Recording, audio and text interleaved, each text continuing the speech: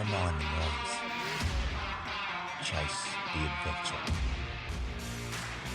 Welcome to podcast number 25. Oddcast, not podcast. We've got John Roothy here for the second time. We've got him by Zoom this time because I'm not allowed to travel up to Brisbane and hang out in his studio. So that's disappointing for me, but it's the way it is at the moment. And we've got Frankie in Lismore, New South Wales. Are you in Lismore, Frankie? I am. I'm close to you, so I'm going to come up and visit you. Oh, cool. Well, I spent a bit of time in Lismore, a long time ago, before you were born. I used to live in Dawson Street.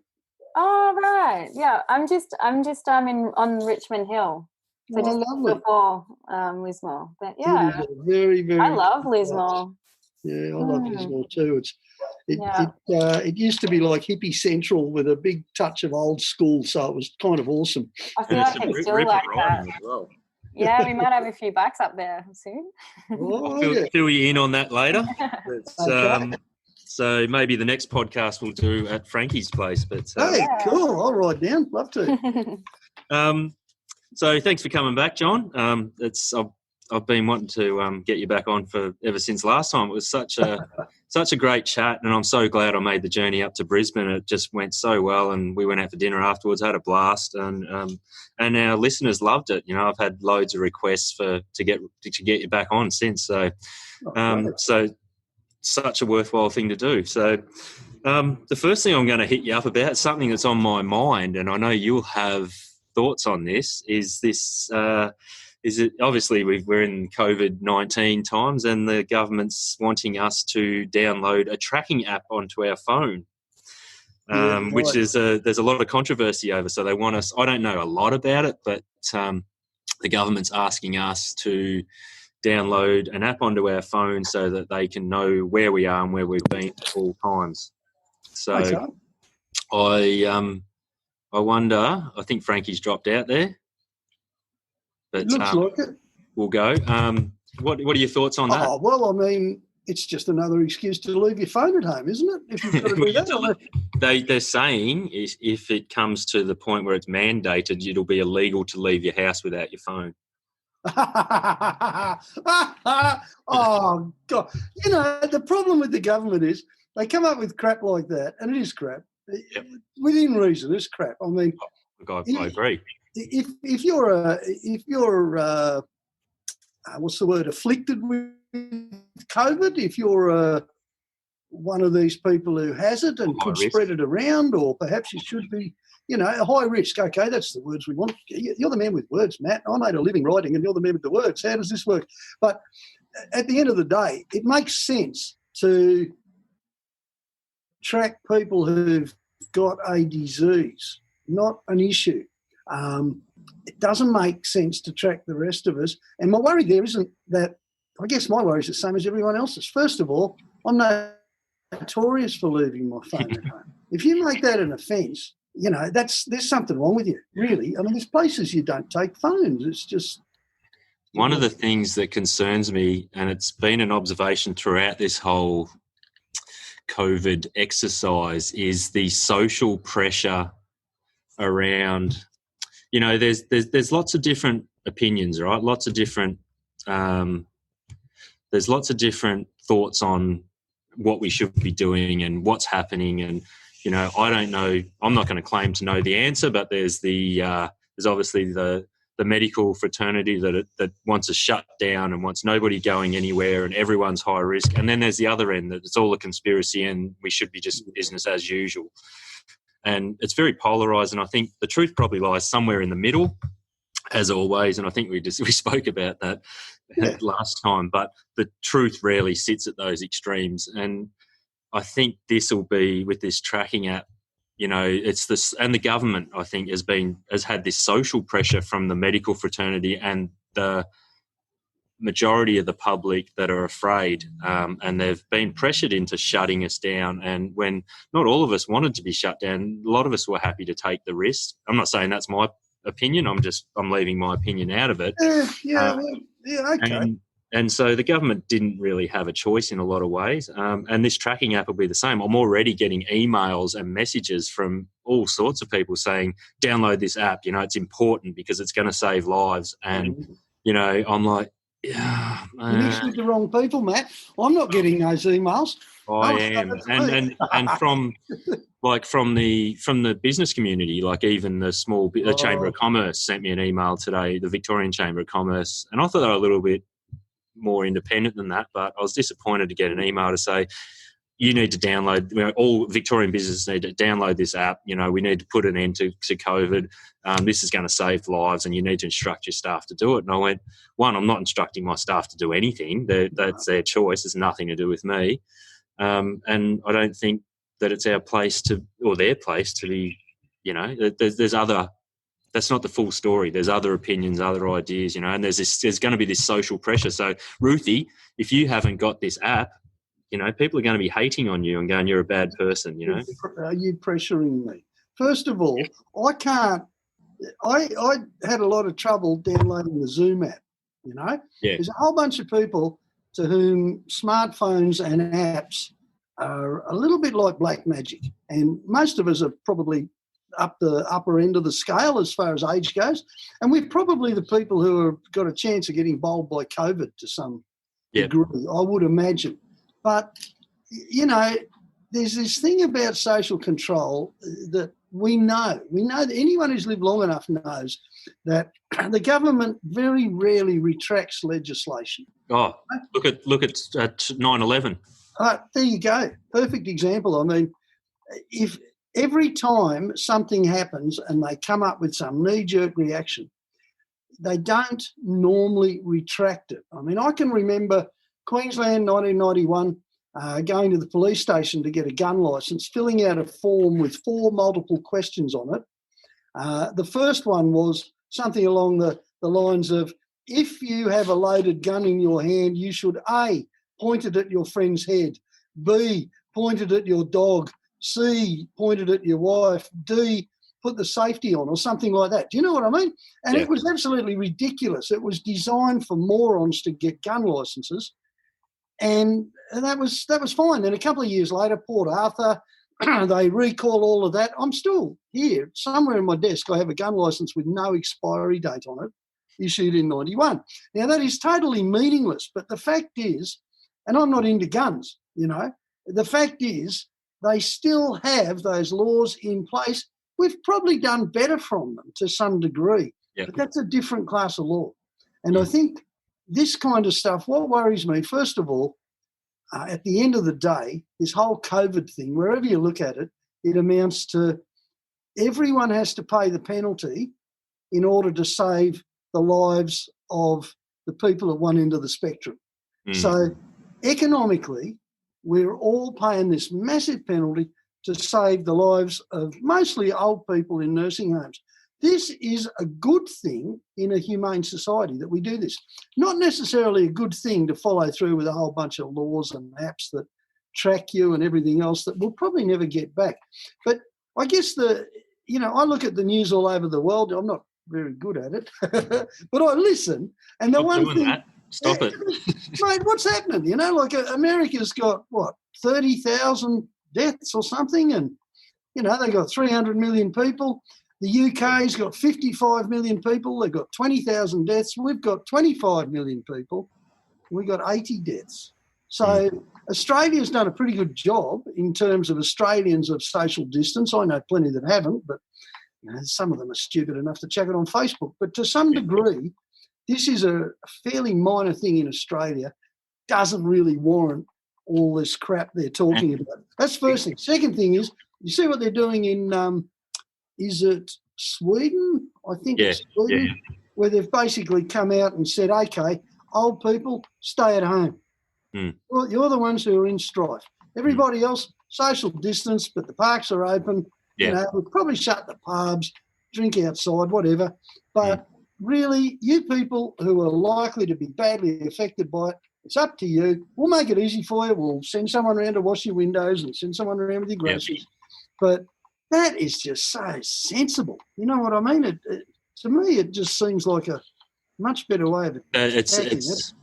what I see, and this is what I was talking about, the social pressure on the government is, the Swedish government's obviously gone, or they've got better support or trust from their people, that they've been able to do that. They've gone, right, we're not going to go down that path. We're going to take a different approach.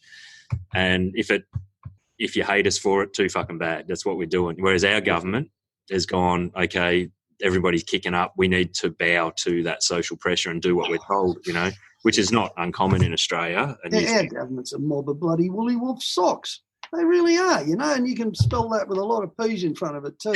We have the weakest, least decisive bunch of politicians on earth. They're all just in there to keep a few people happy so they get the vote next time. Yeah. We both know this. Everyone in Australia knows it. At the same time, what are the biggest worries here? You know what the biggest worry for me is? Just as a bloke at this end of my life who's nowhere near retiring yet, but age-wise I probably should be, and yet we have all of a sudden we're giving everyone more money. Do you know what I mean? Like, the government is doling out money at the moment, hand over fist. I don't get it. The job start allowance goes up. If you're on the dole, suddenly you're eligible for twice as much. Look, I'm going to get the facts all wrong here because I'm one of those people who falls right between the cracks.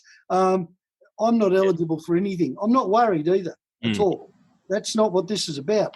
But if we are borrowing billions of dollars from somewhere, crank up the presses down there at the National Mint or something, there's millions of bucks coming in. There's people cashing in their super. Everybody's investments, whatever you've got, is probably going to be worthless. We're kind of looking like facing a major depression or something. Yeah. And I don't think our governments ever think much beyond, let's fix the problem now, instead of what's going to happen in 3 or 4 years or 5 years, Yeah, I'm with you. Look, it's probably saved our bacon to a certain extent and allowed us to bring all our staff back on. But I don't know what the long term. Where's it come from? All I want to know is where it comes from, because this is where conspiracy theory comes into it. This is like when... I know where it fucking comes from, mate. It comes from our tax payments. No, it can't. I mean, some of it does for sure, but we don't pay enough tax. And all of a sudden you give everyone back the money. To me, that's a bit like saying, we had all this money, we were sitting on it, and now we've decided to spend it. As opposed to, couldn't we have done a whole lot of good things with this money before? I don't believe our government ever has been stashing money to one side in case we really need it. They don't do shit like that. They run out there and buy votes. They'll build a whole bunch of refuges for picked on minorities or something. They'll do a whole lot of stuff, and I'm not saying any of it's wrong, but they'll buy votes. They don't stockpile money to one side in case COVID-19 rolls along. They don't have that much sense, which means that, in my mind, we've got to be borrowing that coin from somewhere. Sounds like the whole world's borrowing coin. That's where that conspiracy thought comes in. I wonder if we're borrowing it from China. I wonder if we're just selling them Tasmania. There was a lot of them down there last time I was there. Maybe we're just selling them. Look, mate, look out the window. They could be selling Victoria. Probably get more money for Queensland. Stop freaking me out. No. If there's big questions to be asked, that's got to be one of them. You'll love this. I'm very apolitical. I have no interest in. I don't even understand how politics works. I just focus on my own world, and But you'll love this story, Ruthie, because I know you're a fan of politics. And so yesterday I rang the ATO and I go, "What's going on with this JobKeeper payment? You're saying I've got to back pay all my staff for the whole month before you'll pay us back." And it's like, where do I supposed to get the money for that? And it's like it's all bullshit. We haven't seen a cent. I'm like, you're saying you're giving us all this money to help us, but you're not giving it to us. You're making us jump through hoops. Like, just give it to us. And the lady I spoke to, she's like, "Oh yeah, that's not how it works." She goes, "Have you got a good relationship with your bank?" And I go, "Yeah." She goes, "Well, why don't you just borrow some money on that from them to see you through?" And I'm like, "Are you fucking stupid?" Like, what the fuck's that got to do with you giving me money? They don't lend money based on a good relationship. They lend money based on your ability to pay it back, and I don't have the ability to pay it back at the moment, So she was like, "Well, there's not much we can do. You're going to need to speak to your local representative." I went, fucking right. Okay. I don't even know what my local representative is or what it means or anything. I got off and Googled who's my local representative and I fucking rang him. And I've never, ever done anything like this. And I go, mate, here's Richard Miles. He's a Labor guy, but we must be a Labor seat or something. Is that how it works? I don't know. I don't know. And I said, mate, we've got a problem here in the Geelong business community. I said, these arseholes at the ATO aren't helping us out, and they told me to ring you guys and you guys will shake them up a bit. And he goes, absolutely, man. He was great. Like, to be honest, he was like, I'm talking to all the, loads of people in the business community, loads of our community. He goes, let us have it. He was all open ears, actually. I was pretty impressed. I mean, that's their job. Yeah. But he goes, put it all in writing. He goes, keep talking to us. He goes, it is bullshit what they're doing. He goes, they're not managing it well. The ATO is the worst of the worst, and we're about to take it to whatever it is they fucking do. I don't know. He goes, but the more people we've got kicking up about this, the better. So I'm like, okay, cool. I'm gonna kick up big time. Good, and do it and go your hardest. Yeah. But I remember a long time ago, okay, I went with a delegation to meet a senior politician in New South Wales, and we were in his, what would you call it, the waiting room, basically, and I could hear this bloke on the other side of the wall, and I thought, it's truth. We're not going to have any luck with this bloke, because there was a conversation going on, and he's basically going, well, yes, Father, I totally understand the church's need in these times. And this is what we go. And, oh, yes, well, I'm a believer. And, I'm not going to go through the whole conversation, but it was all along these lines. And I'm thinking, I'm sitting out here in my jeans with my beard, and I've got two other blokes with me who look like they've just come off their tractors. And we're here to ask you to keep Stockton Beach open. This isn't going to work. Even though we have a petition with 24,000 names and we got this and we got that and we had 10,000 vehicles show up last week, I'm not going to have any luck with this guy because he is a Bible basher. I can hear him. He is everything they want him to be. Yep. So anyway, the door opens. Out comes the Archbishop of Canterbury or something. I don't know. But he had a lot of silver on, and a lot of robes, and it was obviously a bit of a high up. And he had two other blokes with him who had cassocks and robes and all the gear. And they all came out and bowed, just nicely to us. And off they walked. And this guy's holding the door open. He said, who are you blokes? Oh, we're the guys from Unlock Australia. We're here to, oh, come on in. And then he sat us down. Within 5 minutes, he's saying, fuck yeah, I got a Toyota, I got a gun, I love things. I'm going, no, mate, it's not about guns, But my whole point is that politicians in Australia tend to be exceptionally flexible. If you went in there in fishnets on behalf of the blokes who'd like to call themselves Sheilas for the day, you'd probably find that the guy would roll his pants up to show you his own fishnets. You know what I mean? Yeah. So you keep tracking your man, you keep pushing him. I know I've made half a dozen calls to the ATO in my life, and usually to try and resolve something. And to be honest, they are nice people. Yeah, they are. Yeah. It wasn't a shot at the individual. Oh, no. She was doing what she could, which is bugger all because of the paperwork they get all tied up in. You know, it's they don't like the rules either. They don't like the rules either, especially when they wind up copping the stick over them. But I don't know. I don't know. I tried to Google the other day. I've got to run up the Sunshine Coast, pick up some camera gear, right? And I thought, I don't actually know whether I'm legally allowed to do that. So I tried to find out what the travel restrictions are here in Queensland, all right? Now, I probably can do it within reason, but all I've been doing to get around, is to put overalls on when I get on the bike, overalls and work boots and a toolbox strapped to the rack. Then I can ride around all day because I'm going to work. That's part of the rules, right? And I'm okay with that. I'm not out there spreading the disease. I'm social distancing like mad for my own reasons. But I thought I'd heard something about you can't go outside a 50K radius from your home or something like that. I thought, okay, fair enough. I'll go looking into it. You cannot find that information in plainly stated words. If you're prepared to read a 60,000-word document written by a very junior public servant that makes no sense at all, that deals with everything in a mishmash the whole way through, you might be lucky. Yeah, Can you get an answer? You know, no. I didn't know that. Like I was planning to go for a bit of a road trip next week, maybe for a day or two, just maybe to get some firewood or something. Well, you've got to have a rationale. You've a just got to have it. You've got to have a nurse friend rationale. of mine said, "No, you're not allowed to go out of your postcode." I'm like, "What? Yeah. How does that work?" Who's telling you that? And where is it? I didn't Where's know. the sign? You know? Yeah, that's right. So if I get caught in Ballarat, I can get booked. Yeah. It's an hour away. Well, But I only heard that today. So, I think they're starting to relax the restrictions a bit, which is good. I actually went down the Otways Saturday afternoon to get some firewood, and I got a flat tire. I had to stay the night. So, what a shame. So I was gutted. So, that all went well. I didn't have any problems. I didn't see any people, and fortunately, you had your tent and your portable sauna. I bet. No sauna. I thought that might be hard to explain. Why have you got a sauna? But yeah, I did. I always carry a tent in the car just in case situations like that. So, and bush medicine, Roothy, as we discussed on the last podcast, I've been going through a tough time here, really struggling with trying to get my head around stuff and the family and homeschooling and all sorts of stuff.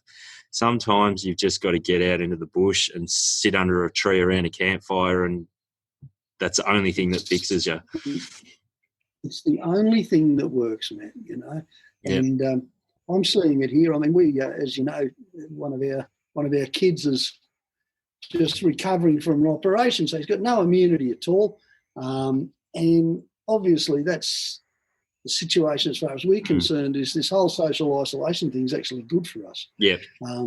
It means it works for us at the moment, but I'm watching my family try and cope in this new world, and we're pretty well off in terms of, we've got a bit of land around us, we've got bush space out the back. Yeah. We've got a bit of space. We've all got our own spaces too within that space, But it's not an easy time, because at the end of the day, the one thing even Robinson Crusoe found out was that you've got to have some social interaction for your mental health. Yeah. And the only other thing that works is to cut it all off completely. So it's just you on your own in the bush. Those two things seem to work quite well, But you need a bit of a you've got to have a bit of, I mean, for me, I think I told you the story last time we talked, that I tested the first intercom passenger to rider in Australia back in the 80s. Did I tell you about this? No, I don't think so. Okay, well, it's the first time I've ever done anything like that. It was a headset piece. You put a headset in your ear, and your passenger put a headset in her ear or his ear, whatever, I've got to be a bit fair these days, haven't I? And you plugged it into this little unit that could also play music and whatnot, and it was all, tra-la-la. And I was working for Two Wheels back then, so some companies give me this thing to test, And I took a girlfriend of mine, a girl called Meta, and she's a Danish girl, and we didn't know each other that well. It was on a Harley Ultra Glide Classic with 3/4 of an hour out of Sydney. I pulled into a garage. She went off to the bathroom, and I took the whole intercom set and put it under the back tyre and rolled over it. And it's the last time in my life I've ever mucked up my motorcycling,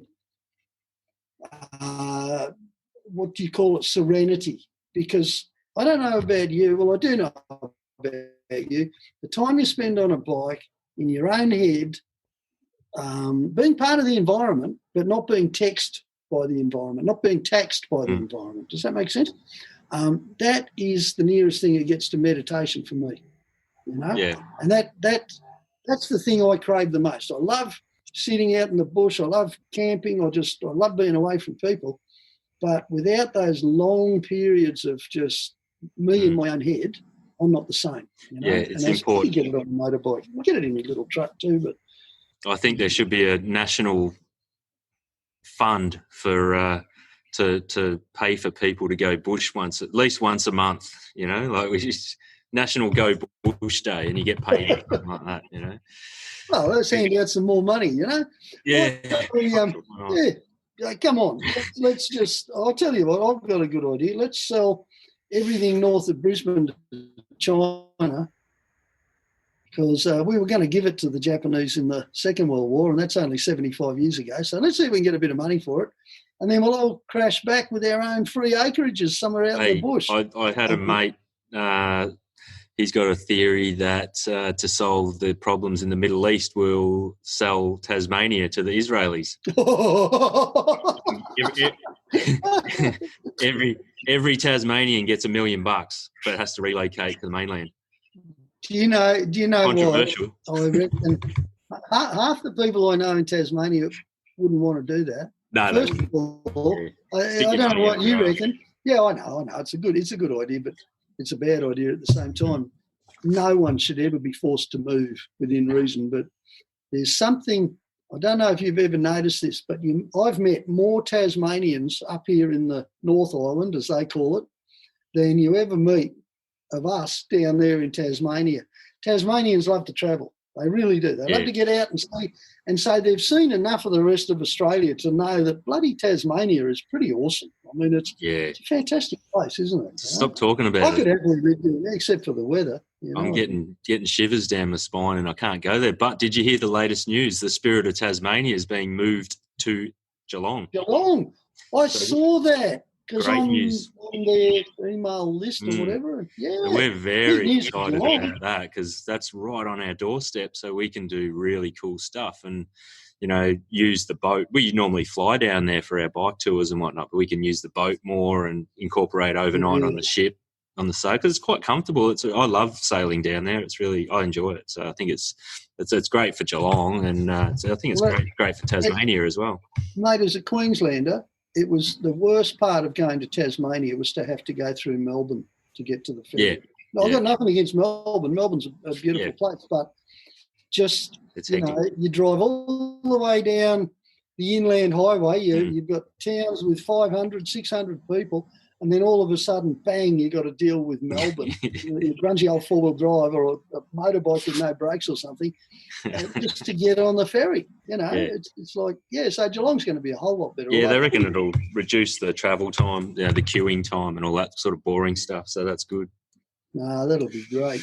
Good stuff. So, and in what's been going on else in your world? I haven't had a lot of time to prepare for this podcast, so I thought, you know what, let's wing it and just see what Roothy's been up to.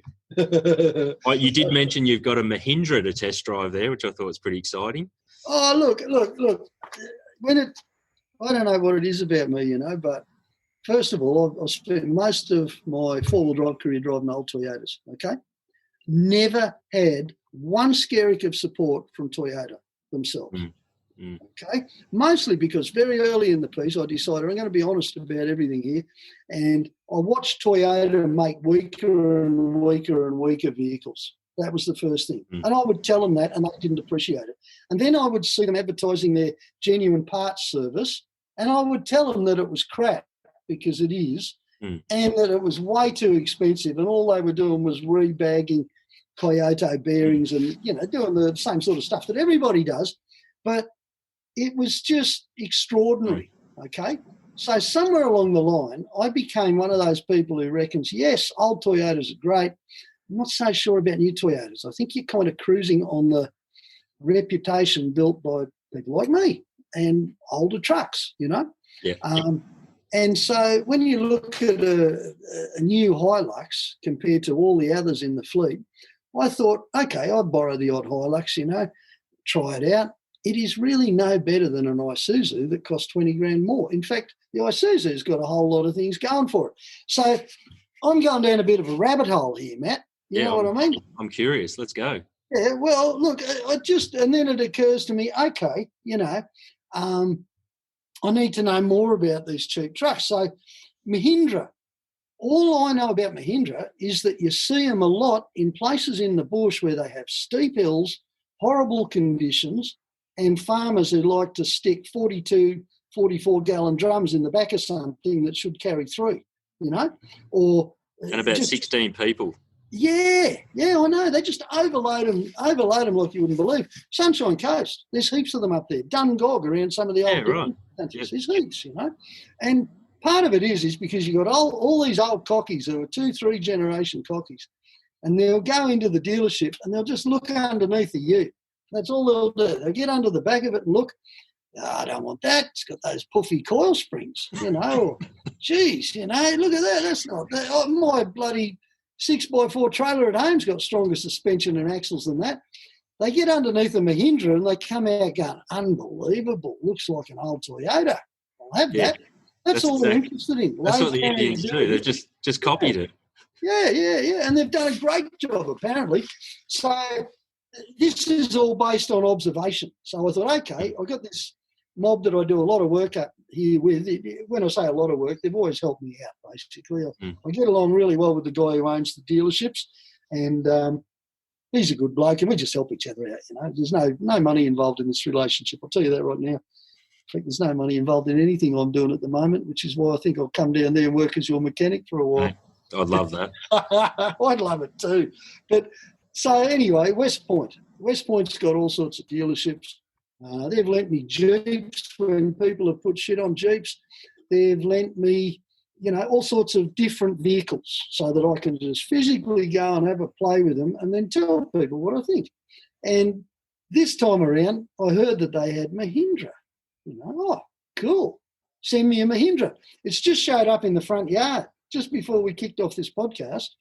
It looks like a little truck. You know what I mean? I'm going to take it out bush. I'm going to try it out. I'll put a couple of thousand Ks on it, and I'll tell people honestly what I think about it. And I know that with the West Point people, that's not going to worry them because they know me well enough to know that I'm not going to give the thing a complete, absolute caning unless it deserves it. I'm going to try and find the good points. And the good points tend to start with the solidness of the thing and the price. And I'm taking this even further, Matt. You can tell I'm really bored. I'm also going to try. People have been going on about Great Walls. The Chinese Great Wall? You heard of that? Yeah. Okay.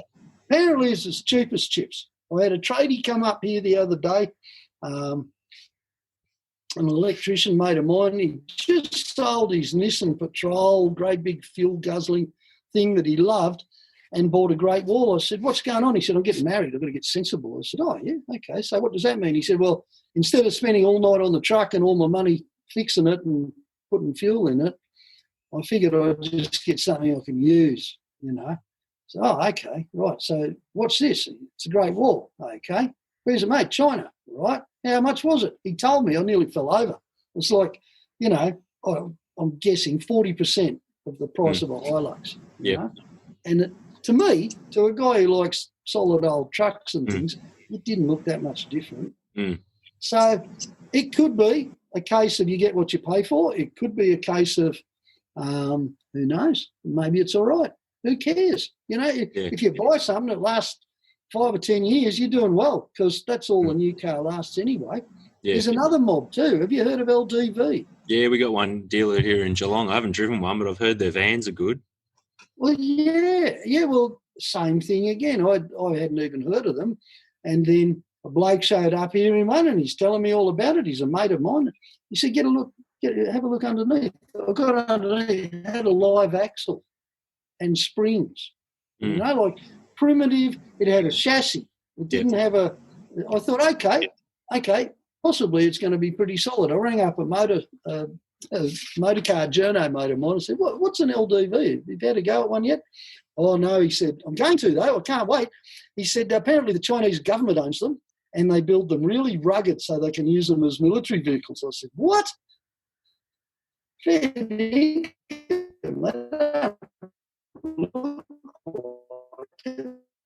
But anyway, we'll find out. Yeah.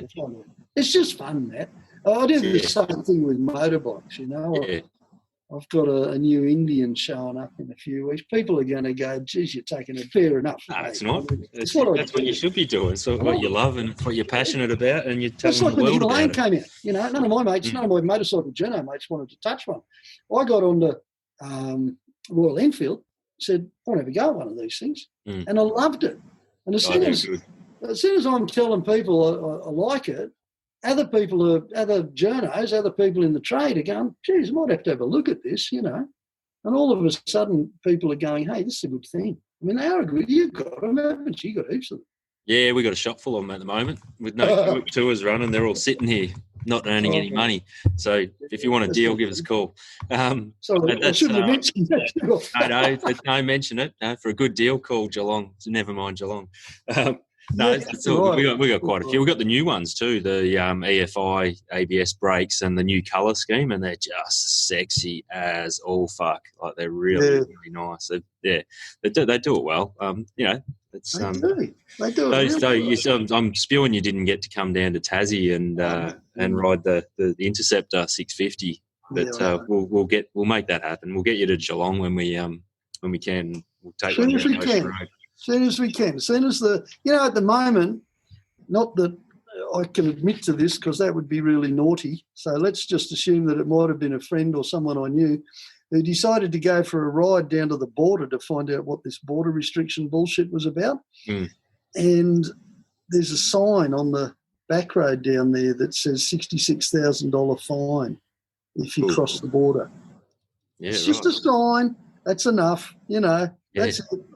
All right, 66 grand here, not $66. Yeah, that's too many euros to risk, isn't it? It's just a lot of zeros, And that's on a real shitty little dirt back road. I was on the Himalayan too, so would have been Bastards. great. I think it's not too far away. I mean, another month of this and far out. People,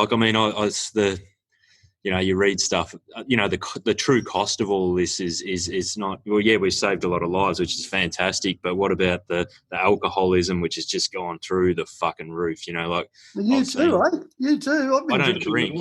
I don't drink, mate, so I'm all right. I'm about the only person in Australia who hasn't upped their alcohol intake by about 50%.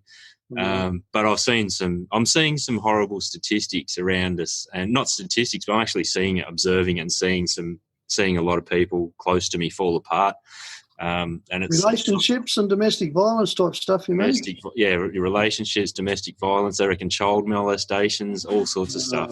So you got at some point look at that stuff and go, that's. We've got to let people out. You can't lock people up. No. Just on a lighter note, much lighter note. Actually, sort of a fringed, stupid, orange-haired sort of note. Have you seen what Trump's up to? No, because I don't. Months ago. Yeah, tell me, because I don't watch the news and I don't read newspapers anymore. All right. Yeah, well, I do, and I actually Google the news every morning. And basically, I just go for the little snip bits around the place. But it's been really interesting the way Trump's handled this, because basically, first up, he said, right, that's it, same as everyone else all over the world. Restrictions, bang, shut everything down, none of this, none of that, everything else. And there's one little problem with that. All of a sudden, his businesses are losing money hand over fist because he's in the motel business and the restaurant business. And he's in America, and they don't like being told what to do. And they don't like being told what to do. And so all of a sudden, he's got a major cash flow problem. And from what I understand, he's propped up by borrowed money from all over the world. So he's got shit. He's got a real shit situation that he actually caused. So all of a sudden he's going, it isn't that bad, really. I mean, this is the country with the highest proportion of deaths anywhere in the world.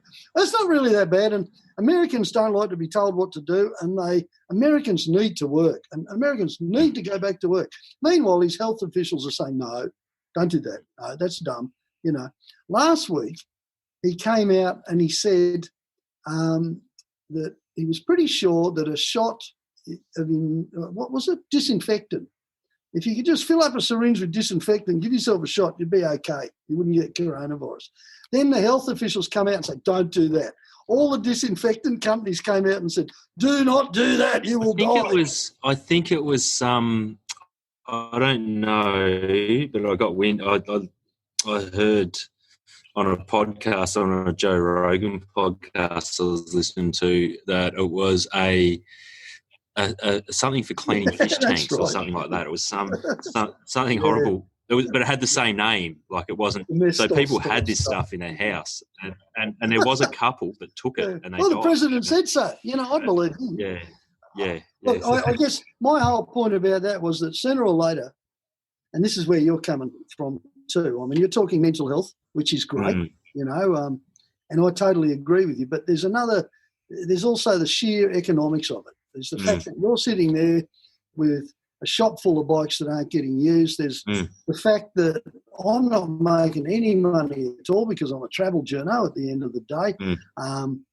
There's all these people that have been paid heaps of extra dough because they can't work in the restaurant or the bar or the wherever. And we're rapidly coming to a situation where they will literally have to put a cash price. Yeah, on I've had that discussion actually. Yeah, they reckon it's 10 million. Yeah. 10 million per person. That's what your life's worth. It's been done. Like Whose life is that, though, man? No, over a whole person's worth. Yeah. Yeah, but no, that doesn't make any sense. sense. I mean, it does make sense. It's kind of makes sense. It's probably what I don't know where I heard it, but I listen to a lot of shit on podcasts. I listen to a lot of podcasts. I love podcasts. That's why I do one, because I think they're fantastic way to, get just to discuss issues and see, encourage independent thought. And that, it was on, I can't remember which one, but it was on a podcast somewhere, a reputable one. But like us, I think podcasters get information from various sources and then form it into so you got to, like any media, you've got to take it with a grain of salt and go and form your own opinion. Where's that information coming from? Even, your mainstream newspapers and television, like what's their agenda? Why are they pushing this story? Because there's always some agenda somewhere. So, we've got to really, as people and citizens, take that into account. There's a lot of bullshit shoved down our throat. So, yeah. So what do you miss the most over the last 6 weeks? Oh, well, okay, over the last 6 weeks, we were going to go to Tasmania. Yes. I don't miss that. I was going to ride one of the new twins, the Continental, was it, or the Interceptor? No, I had an Interceptor. I had a ravishing red Interceptor. Interceptor. So I'm going to take Karen, the handbrake, to Tasmania with me, mate, to ride. How good would that have been? You think I don't miss Frankie was on that trip. I didn't even end up on that trip myself. I rode your Interceptor, Roothy. Oh, you rode my Interceptor? I did. No. Did you enjoy it? I loved it. I'm gonna buy a 650 GT. Yeah. Yeah. I came really close to buying one for my son, Frankie. Yeah. And I probably might do that yet. I mean, Matt was helping me out with it, of course, because you don't go anywhere else in Australia to buy one. I've got one for you. I've just picked it up it was kicking back down the back corner of the Royal Enfield Australia's warehouse, and I went, what the fuck is that doing there? It was a Silver Spectre Interceptor. It's got all the fruit on it. Like all the official Royal Enfield, mirrors, everything, and a screen, touring seat. And I'm like, what is that doing there? And they go, that was just from the Wollongong Bike Show. It's just been sitting. I said, can I have it? And they said, yeah. They gave it to me just for the normal price with all the accessories included. So I'm like, I'll just take that. And I had to pay cash for it, so I've got to move it. Oh, dear. Here we go again. That's what you do, yeah. So, that's what you do. But I'll ride it for a little bit. It's got 600 k's on it, but it was a fucking steal. Wow. So, I'll send you some photos. What have you got in that bottle, Frankie? I just need to know. You're not drinking it vodka lunchtime, are you? Yeah, it's vodka. That's what everyone's doing. Good to hear. Good girl. Ruthie, everyone's drinking at lunchtime. Not every day, but my brother's a real estate agent, and he reckons he's gone to a few to meet the clients selling their houses and do the paperwork. It's 9:30 in the morning, and he walks in, and they're like, just cracked a stubby and put it in front of him. He goes, it's fucking 9:30 in the morning, and they're like, is it? I don't know. I don't know what time it is. Matt, you might be able to tell me because of your brother, but what's happening with real estate? Because all I get is bloody emails saying it hasn't affected it as at all, and the value of the house has gone up. So he owns a predominant one of the major franchises, and he's probably one of the biggest ones in Geelong. And it hasn't affected them in that all of their sales they did, because there's a time lag. So they've done a heap of sales through Christmas and New Year, and they don't get paid for that until 3-6 months later when the settlement gets done. So he's not really peaking out yet, and plus they're getting the job keeper for all their agents and staff. So they're in a really good position. What he's worried about is in 6 months' time, because he's not doing sales at the moment. So they would do a sale of a house now, but they might not see the commission for 6 months. So he's like, the lag will be a problem for us. So there'll be like a 3 or 6 month period. No one's buying. There's a lot of selling. No one's buying. He's a lot like, of I don't know what's going to happen.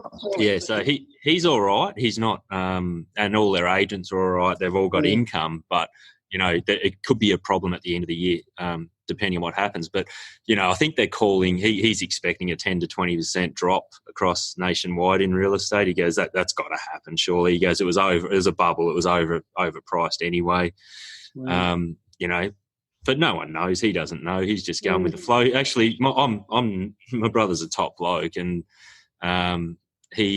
it's funny, I don't see him a lot because he's so busy. His kids are, one of his kids plays for Victoria in the Victorian basketball team. And, he's so busy. He's got 4 kids in the real estate. He's got 30 agents working for him, and I'm running a bike shop and on tour. So we hardly ever see each other. And one of the great things about all this is we've been catching up. He's been coming into the shop every Friday night having a beer. And, he's just bought a 650 GT as well. He's like, I've got to get one. Now's the time. And I'm like, okay. So it's brought us closer together, and we're sort of reigniting our childhood memories, I guess. So that's been great, and I think there's probably a lot of positives come out of it like that, where you are catching up with family and friends that they just didn't have time for before. He's got 4 kids. He's constantly running them around and sports and all that. And he goes, I like it. He goes, I don't do that shit anymore. Yeah, no, hey, I get it. And to be honest, when this started, and to some degree, I'm still enjoying it, I guess. Karen said to me this morning, we probably wouldn't have finished her studio, the gallery art studio thing, if it hadn't been for this. Because all of a sudden I'm not going anywhere. So, back on the tools. And that's fine. And at the same time, I've cleaned up the shed. I've started another bike project. I've got all sorts of things going on that normally are just in the planning phase for a couple of years. And all of a sudden they're starting to happen. We're pretty tight as a family. We don't have a lot of family outside of our little family, so to speak. But, there's been a lot of positives. I think the big positive is slowing down. Yeah. Yeah. It's just that slowing down. What's it like? Oh, God. Okay. I don't really know. I haven't had that opportunity yet, but I think it's coming. I've been hoping to take stock of things. Does that make sense? Yeah. For years, my life's just been sort of one hectic thing after another hectic thing, and it's just you feel like you're on a wave that's growing all the time, and you're trying to stay on your surfboard. Just stick with it, you'll get there. Now it feels as if things have flattened down a bit, but instead of that lovely cruisy, look at this, I've got lots of time, to some degree I'm spending a whole lot of time just going, what am I going to do today? Beautiful. A friend of mine said the other day, just every night, we were talking about depression and stuff. I don't suffer from that, but he's in the Black Dog Association. He's fairly senior, and he was talking about rides and how they had to cancel rides and all this stuff.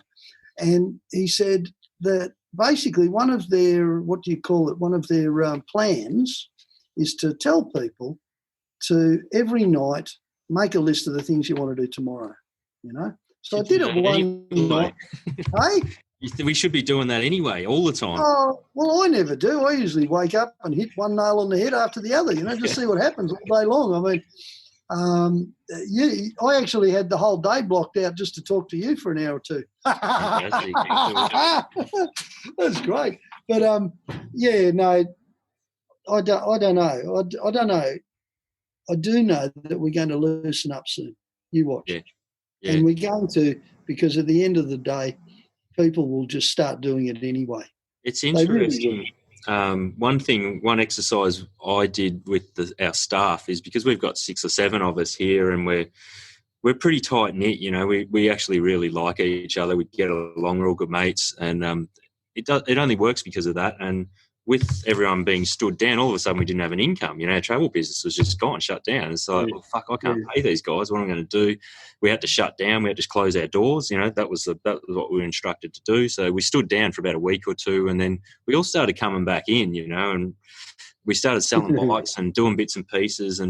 But the problem is that after a couple of weeks at home, our guys were going, and myself going, fuck, why are we working 40 hours a week, 9 to 5, the industrial revolution type setup? Why can't we be more flexible? We can lock our door and, just let people in that want stuff. And we've kind of really changed, and all of our staff are just doing 3 days a week, and we're really flexible. We want them to have family time. We want them to have the flexibility to travel, and we want, there's certain things that are important to us all that we've gone, this business needs to provide that, otherwise we're not going to run the business.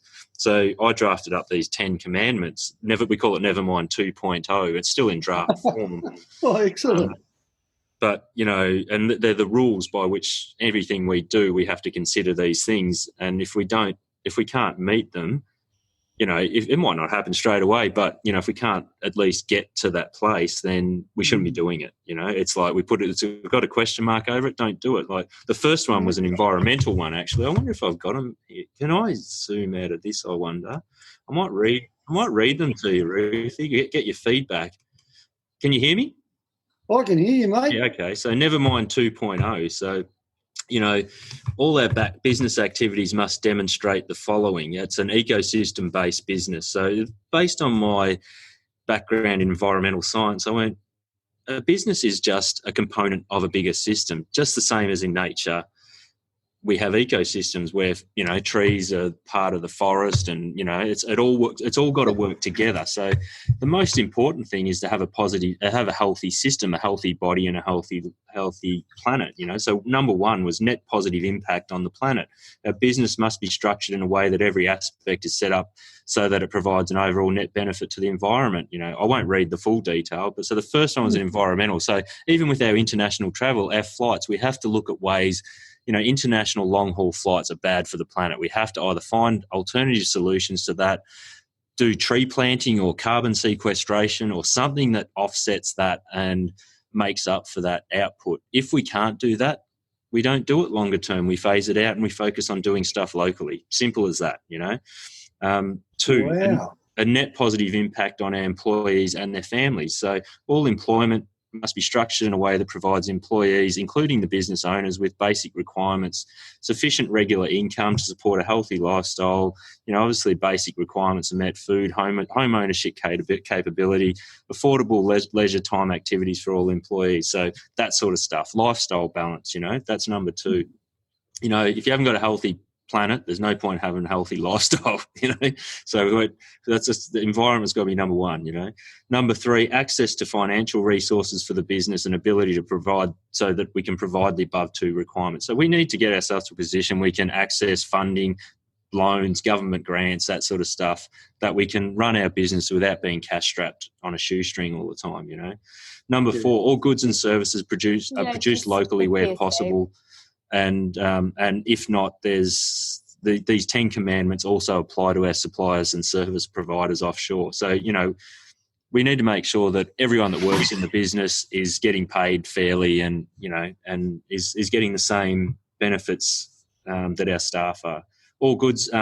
Number five, full transparency. The business, it needs to charge a true cost for all products and services. There's no point us discounting tours and bikes and stuff just to move them and not be able to, and then have to shoestring and not be able to give our staff the lifestyles they deserve and put back into the environmental programs we decide to run. If we can't do that, we shouldn't be discounting, and chopping that stuff out. It just, the deal doesn't happen.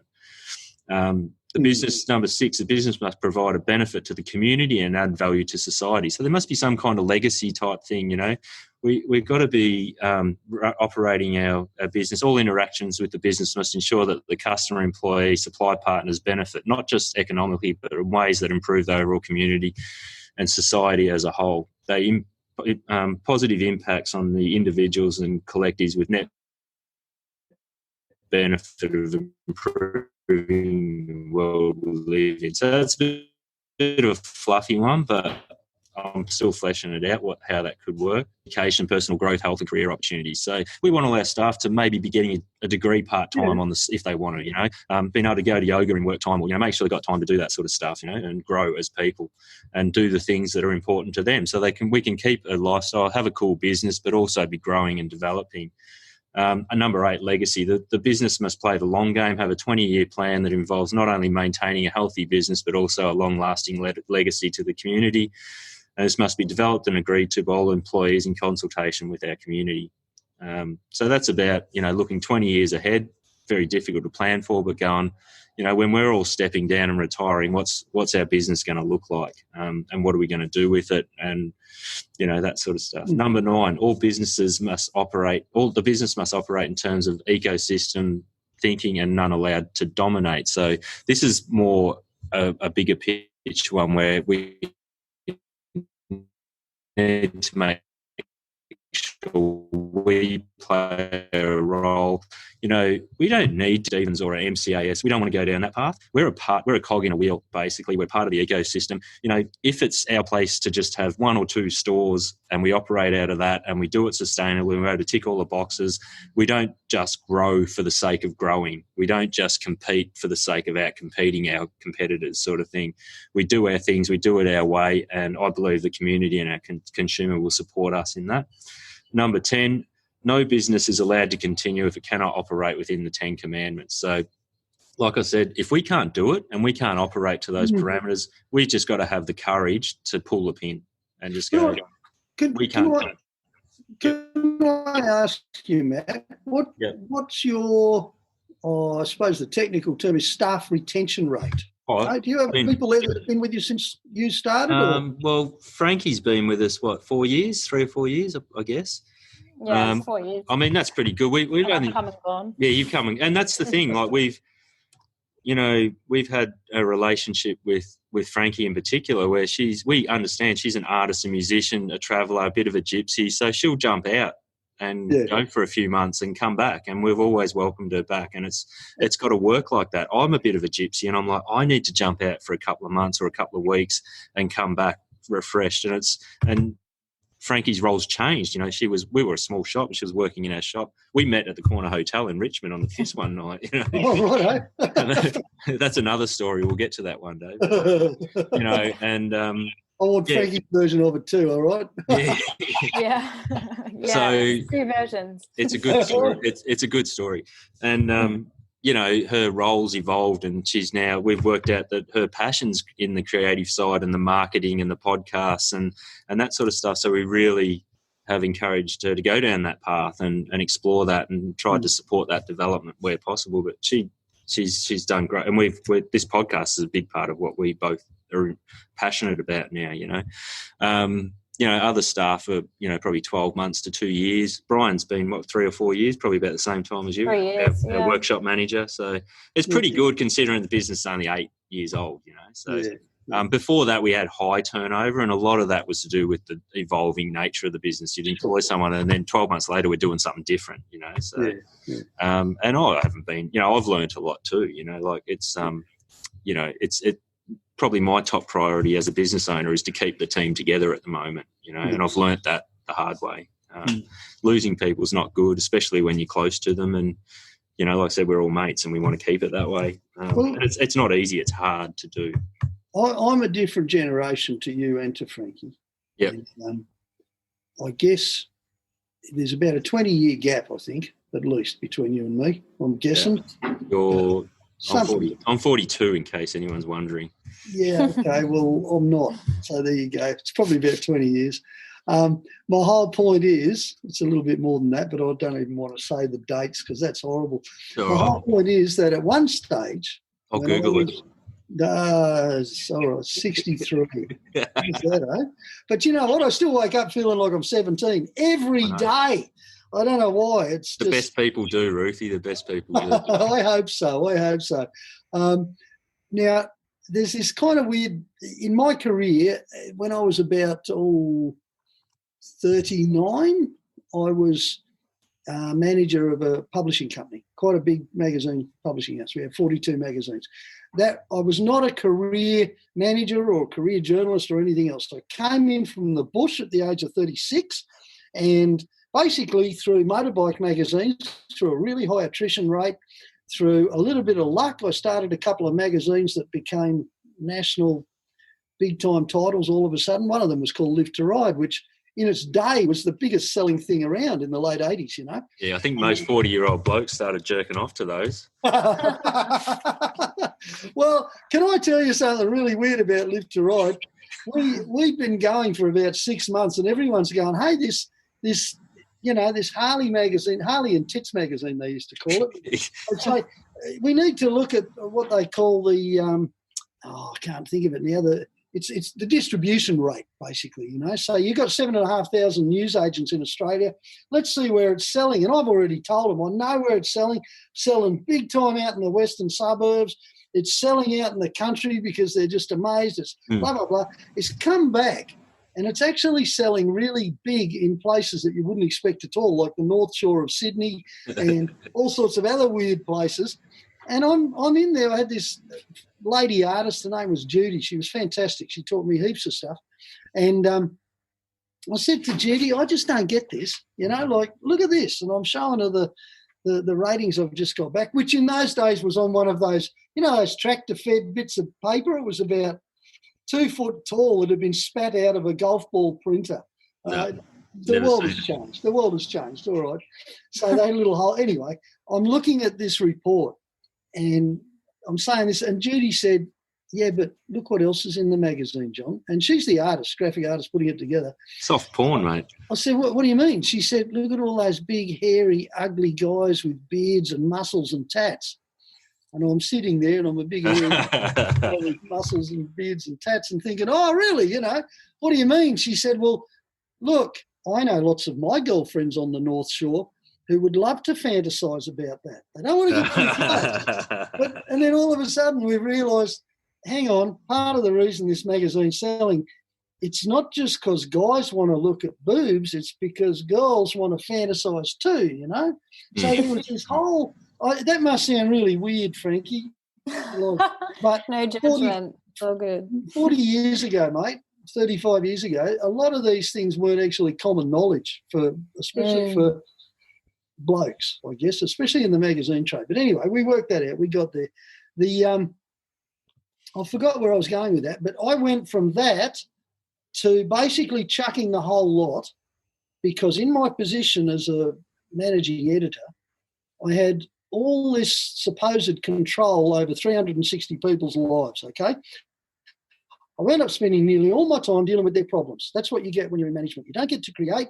You don't get to ride motorbikes. You don't get to do the fun things in life.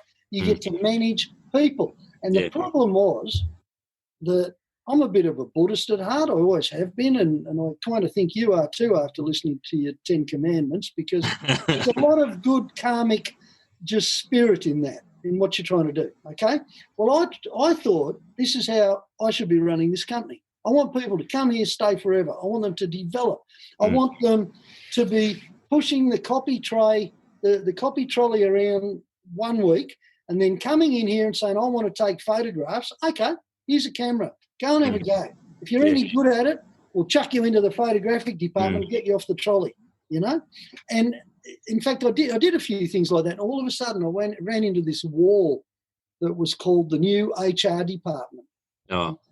They just came out, and all of a sudden, no, look, this is the way you've got to do things. You can't do this, you can't do that. And then I've got the accountant who, at the end of the day, was running the company. That's unfortunately the way big companies work. Yep. So I've got an accountant telling me what I can spend money on, what I can't spend money on. We made improvements in people's lifestyles. For instance, you know, one tiny little minor thing that went on. There was a sandwich shop around the corner. This is back in the 80s. Made awesome, healthy sandwiches. It was sort of like Subway before Subway came along, you know. And they had a really lovely tucker. It got to the stage where no one went to the staff canteen. They all went to the sandwich shop. So I go down to the sandwich shop and say, listen, we've got facilities up here. We'll give you, you know, almost rent-free. You move up here. We've got 360 people. we've got a print works next door, we've got a door out the front. You can do all your own business from here.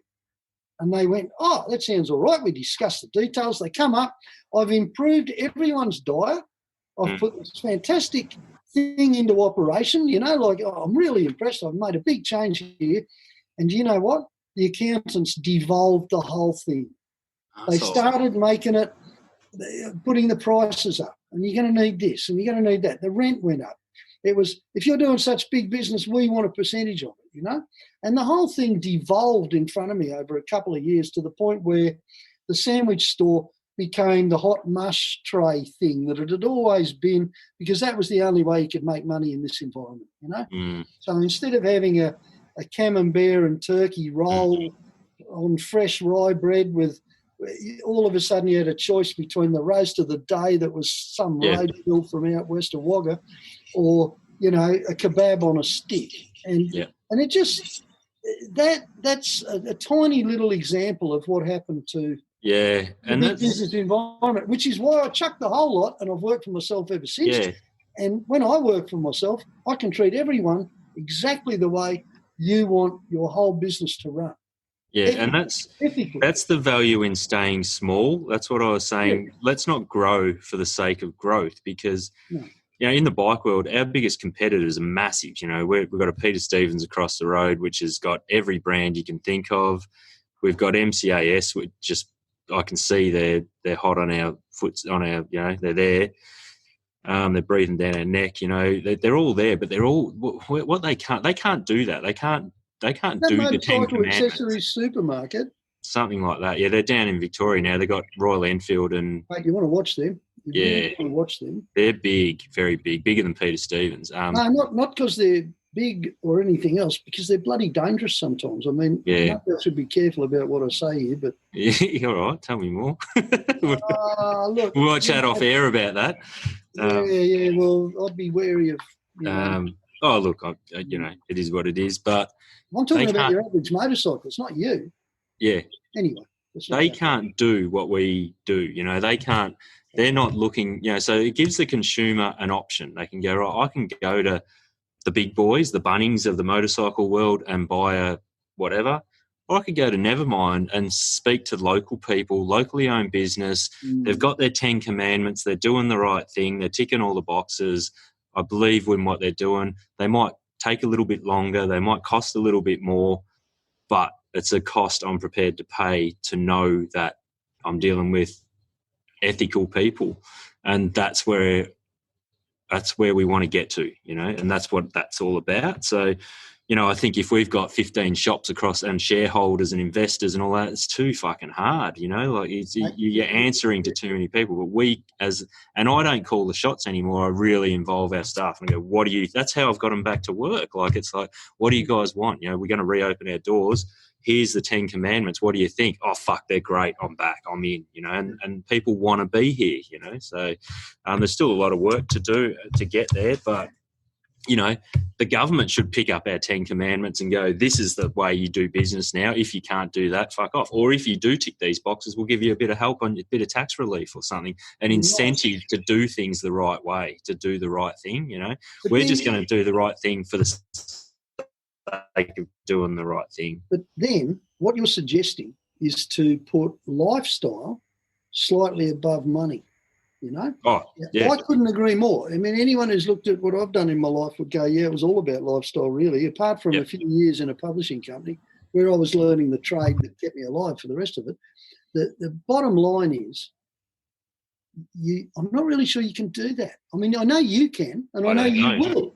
I know you will. No, you will, because you have a way of seeing the goalposts and kicking the ball through. But my point here is that we live, unfortunately, in a country where it's not the same as the States. The States is just based 100% on greed. But Australia is, to a large degree, based on greed, okay? We've got this commandment that thou shalt grow every year. Thou shalt have a higher bloody standard of living every year. Thou shalt have more of this and more of that, and everyone's investments will go up by 2.1% a year and whatever it is. Do you know what I mean? Oh, I And- know exactly what you're and talking crap. about. It's crap because at some stage we need to. I mean, this is one of the battles I've fought the last 20 years. It's all been about keeping public lands open Yeah. instead of shutting them off. It doesn't sound like it's related, but it is related. It's so related. It's all about just trying to spread the wealth around a bit, you know? I mean, years ago, all I really wanted to do was to have Australia known as the free camping mecca of the free world. Do you That's know a what I great mean? vision. That's a great vision, Roothy. You ride through the country and what do you see? You go across a creek, you see barbed wire on three sides, you know, on this beautiful grassy little patch that potentially is the sweetest little bit of free camping area on God's earth, Yep. you know, and it's constant. It's just all the way through the country. And usually there's a sign saying, keep off, you know, stay away, private property, whatever. But the fact is that it would only take a tiny little bit of legislation to go, all right, well, instead of making that keep off, let's make it that anyone who has a little bit of waterfront land of any sort, and in fact, I think there are actually laws in place that say this, it's just that we don't quite take it the right way. It's a little bit like stock. I think you're right, you know? There should be some degree of free access. Compensate the landowner and make it possible for him to have a little box there to collect gold coins from people who stay the night or something like that, or employ some unemployed people to go out and help with the clean-up or mow the lawn or whatever. But it would be so easy if we took caravan park greed, motel greed out of the equation and said, let's just turn this country into the place we want to be, you know? Well, a good way to give cash injection to the regional communities and small businesses, you know? It's such a sensible thing to do. Do you ever think it's going to happen? No. Who's got all the clout? When you go to Canberra, you find things like the Caravan Industry Association has more, what do they call those people that go and piss in politicians' ears? Lobbyists. Lobbyists. Well, you know what? I got a feeling that if we took all the lobbyists and put them on an aeroplane, Malaysian Air, for instance, and it just kind of sailed off into nowhere, that somehow this country would be a whole lot better place because maybe politicians would listen to the people instead of moneyed little interests. I'm not sure if that's right or not, but look, it just takes someone like yourself, to find a way. Like I know you've been going, and I hope you continue to push the parcel. Maybe I need to take the baton off you for a while, but I think you do that. I think you will be because, honest mate, like it's. I've had a lot of wins, but most of my life I've been doing things I don't want to do, like sitting in committee meetings with politicians. Listening to bullshit. I got an alternative solution I've been sort of kicking around in my mind when I've been sitting around the campfire is that to start, maybe as part of our environmental offset, so Nevermind might go, okay, for every bike sale or tour booking we do, we'll throw $100 in the kitty and we get some money, and we go to some other bigger companies as well and say, look, would you be prepared, and make it, rather than relying on the government, approach some landholders and go, right, as part of our offset, our environmental program, we go and set up, 300 campsites across the country, and kick in and put some signs there and say, this is sponsored by, who knows, like it could be anyone. This is sponsored by Bunnings, like this one, they've chipped in for this one, So what if there's a sign there saying they've paid for it, it gives Who cares? Who cares? There's a company, I can't think of their name, and it was only a husband and wife, and I think they actually split up and things might have gone a little bit hard, but they were trying to start basically an Airbnb for property owners, okay? Yep. So that you can list your property and people can come and camp there. I've got 42 potential sites all, out of sight of each other along this little river out the back of Dorrigo or something. And come on in, and it's all done online. So you book online, you pay a few bucks online, it's just such a good idea. Then it gets screwed over. It's a great idea, and you should pursue it. Yeah. I'm too old. But no, it's true. It's true. To some degree, you get to a stage where you get frustrated with having done this kind of stuff for too long. It's a great idea.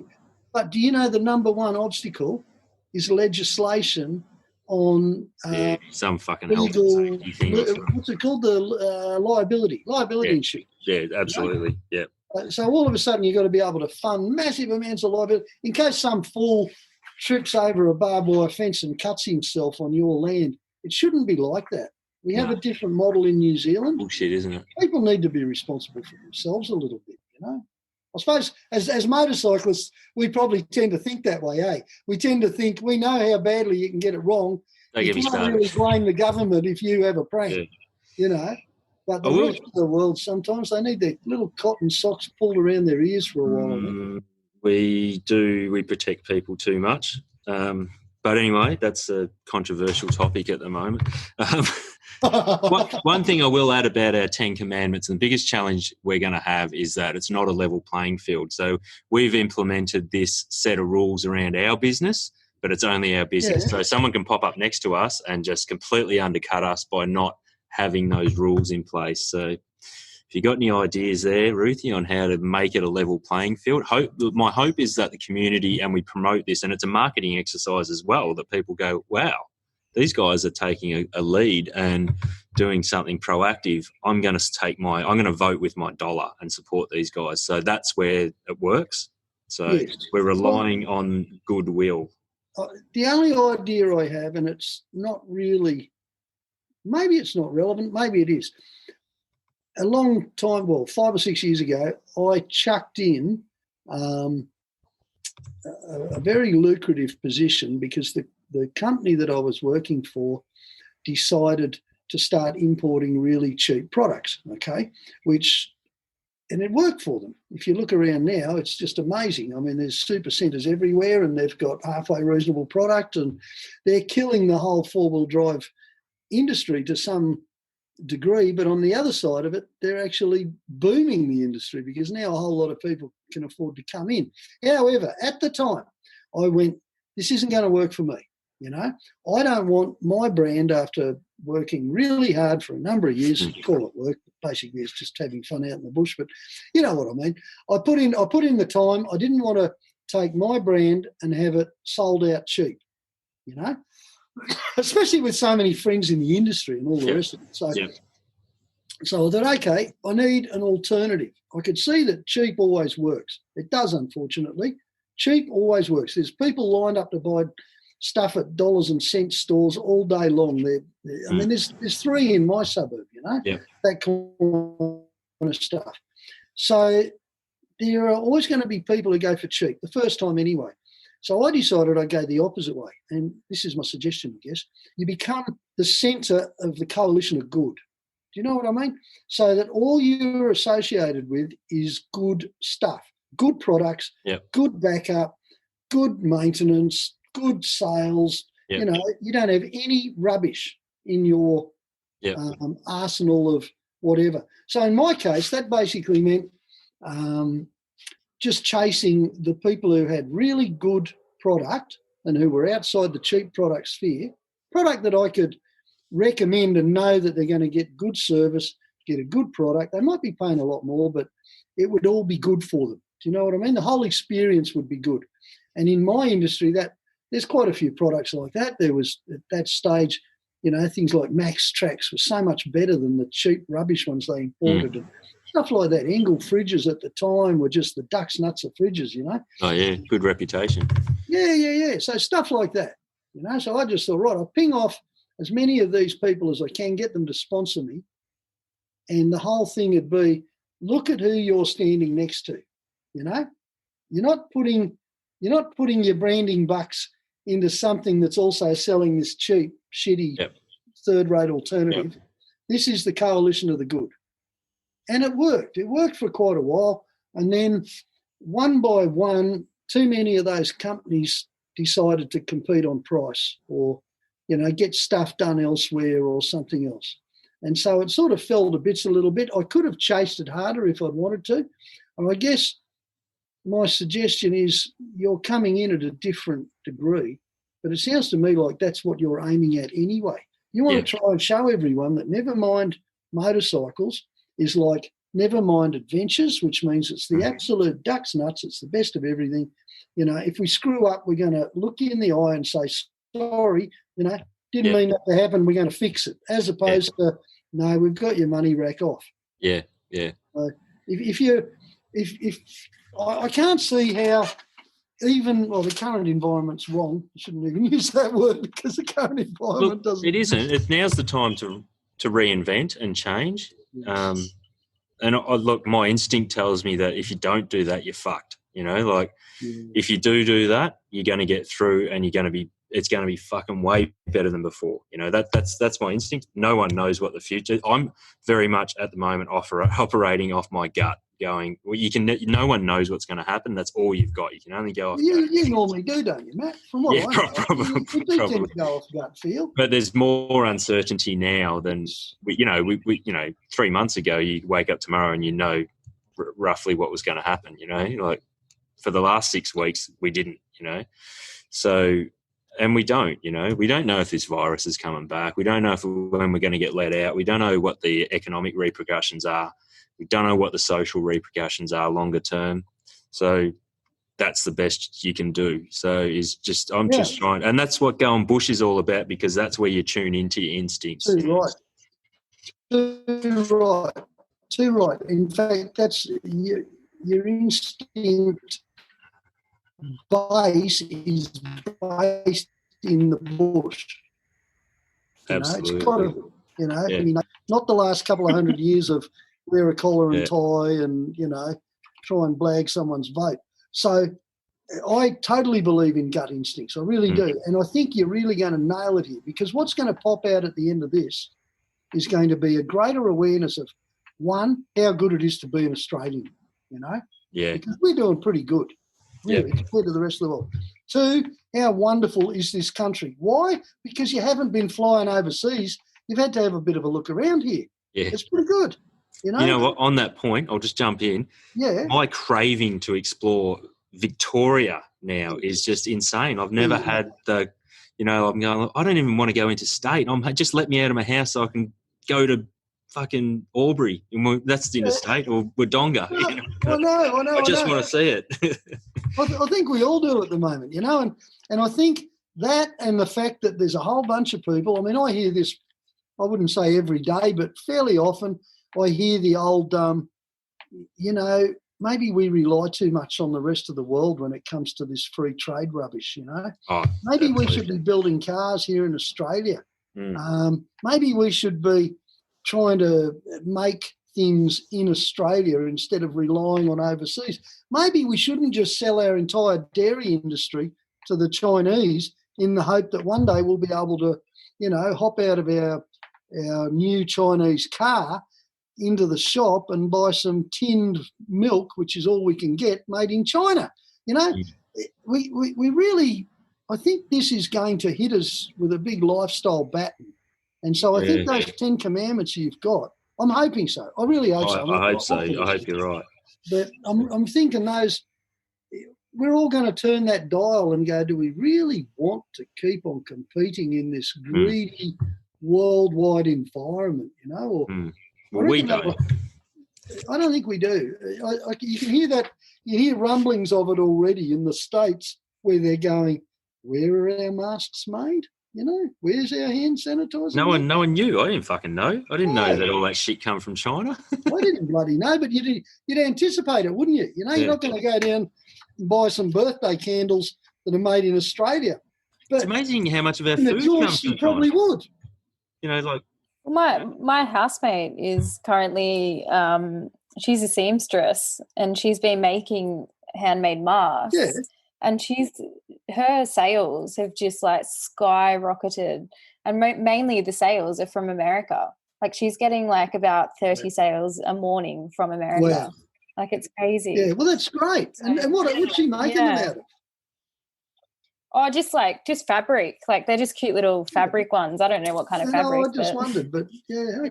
Yeah. See, that's really cool. Yeah. And that's the kind of thing we want to see more of, isn't it, really? Oh, yeah, supporting local. Us blokes are lucky. I'm trying to grow my mow down over my mouth. So I've got a natural filter.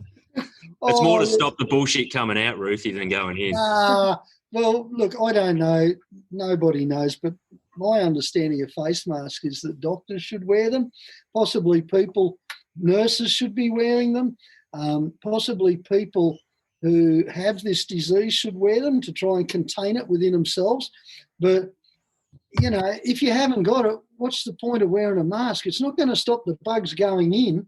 They're just going to land around here, you know, on the edge of the face mask, and then you're going to get itchy because of the face mask. So you give it a little rub. I'll just qualify Roothy's comments. He's not a doctor. I'm not a doctor. I don't know. But I can tell you that up here in Queensland, I saw one person with a face mask in the shop the other day, and he stuck out like dog's nuts. He really did. You could almost see everyone looking at him like... He's either the smart one or he's the stupid one. Hey, can I do something else I noticed the other day? Of course. Ride. Apparently up here, you can go for a ride. Riding a motorcycle is considered a health activity. I don't know if this is true. I've got a letter from a mate of mine who could possibly have just, used a Queensland government letterhead on top of it or something, if you know what I mean, before he ran off a couple of 100 copies. But it's beautifully stated that anyway. So I tucked this letter in my pocket because I needed a ride last weekend. And I went down to a place called Jacob's Well, which is about 50, 60 k's south of me. And it's a lovely ride because it's actually like, this is why I did it. There's about 20 k's of sugar cane at the end of it. So all of a sudden it's like riding through Mackay or one of those beautiful places we got up in far north Queensland. I needed some headspace. I got down to Jacob's Well, which is a little boat ramp and car park, and you know it's on the bay. You can see an island just over from it, South Stradbroke Island, and there was more boats and boat trailers there than I've ever seen in my life. There really was. The place was you allowed to fish up there? Okay, so apparently you are allowed to go out in a boat as long as you're fishing for food. Now, there hasn't been any fish there for maybe 100 years. Every man and his dog's out there. There were people going past on jet skis at 60 miles an hour with a bait bucket on the back of the jet ski. That's the most ridiculous thing I've ever seen. But I think a lot of people are already sick of the rules. Yeah, we're not allowed to fish at all. Aren't you? No fishing. Not boat, no nothing. We're not allowed to camp. We're not allowed to do anything. No, well, I don't think we're allowed to camp. You're allowed to drink as much piss as you want, though. Oh, that's good, isn't it? Yeah, that'll solve. And you're allowed to go to Bunnings. We're allowed to go to Bunnings. Bunnings is like a fucking nightclub. Tom was down there on the weekend. He messaged me and said it was chockers. Mate, it's chockers. It's chockers on a Tuesday at 11 o'clock. Trust me, I was down there. And it's just chockers all the time because all these poor buggers are at home with nothing else to do. They're either... All my mates are fixing up their houses. The combination here, you can see it now. I mean, I can see it in the wife's studio, you know. The problem is there's two places that are open, Bunnings and the grog shop. So I'm pissed when I'm finishing off the plastering. It looks like someone threw a plate of yoghurt on the bloody wall. You know what I mean? And then slapped some paint over it. And that is going to be – we're going to wake up in 6 months' time with the worst house renovations on earth staring at us, and we'll finally sober up and look at it and go, what the fuck did we put a plate it's not just us, in the laundry for? This is a global problem. I've heard even in the States, like people putting their recycle bins out, and there's a guy going around like just on making a video and opening. They're all full of wine bottles, vodka bottles. Like, it's like holy fuck, My sister-in-law said to me on Saturday, she goes, we put the wheelie bin out the other night and we opened it up and it was like, someone's been putting bottles in our bin. Like, no, they're all ours. Well, Tom just yelled out, he's a slab every 3 days. Oh, yeah. Gee, he's doing well. My mate just on the back acreage, he's got horses. He's one of the few people with enough land to have horses, right?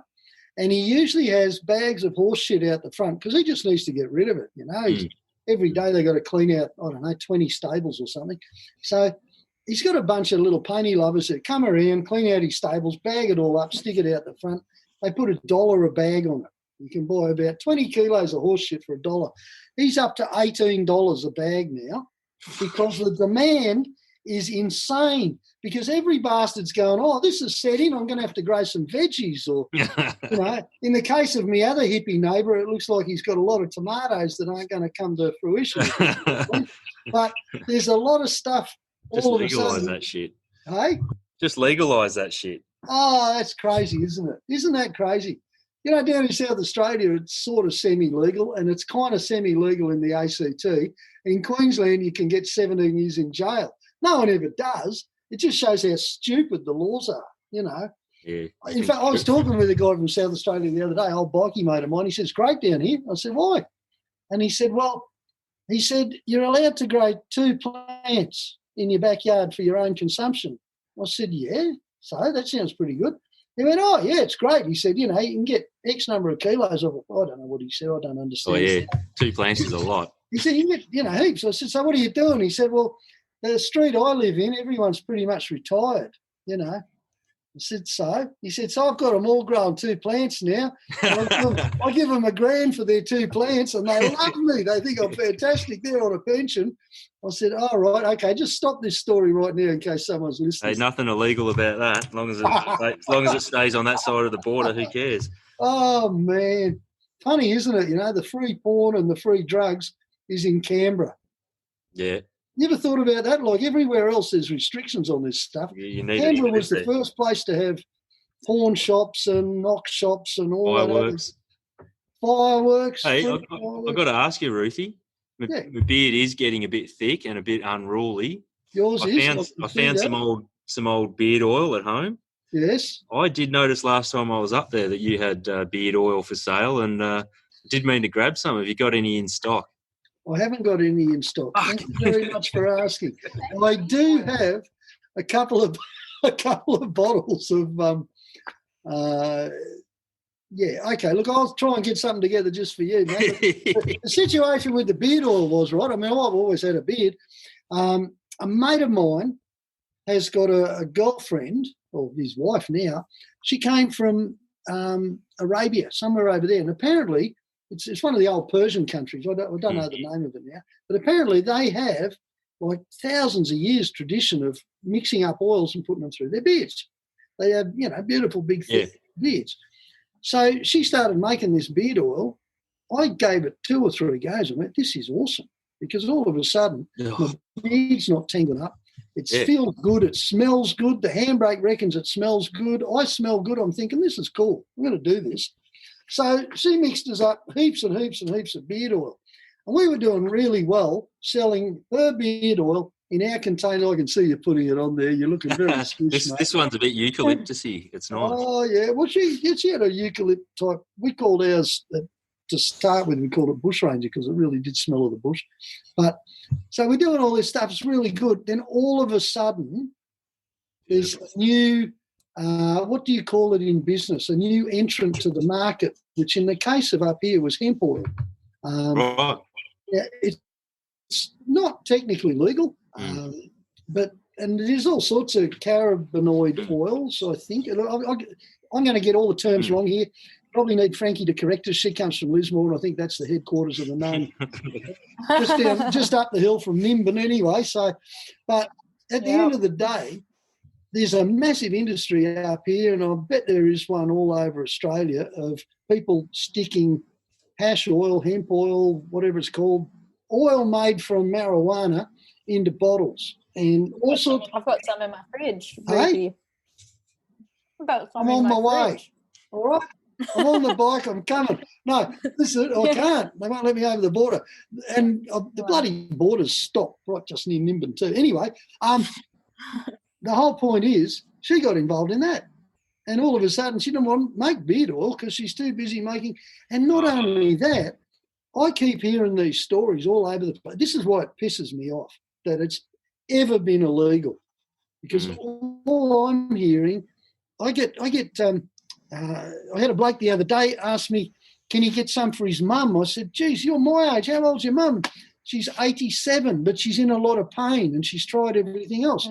Then we've got about 4 houses up from us here. There's a kid whose dad, who's never spoken to me because he thinks I'm the big hairy bikie down the hill who makes a lot of noise. And he's come down, he said, look, John, I don't know how to approach this, but my kid has fits.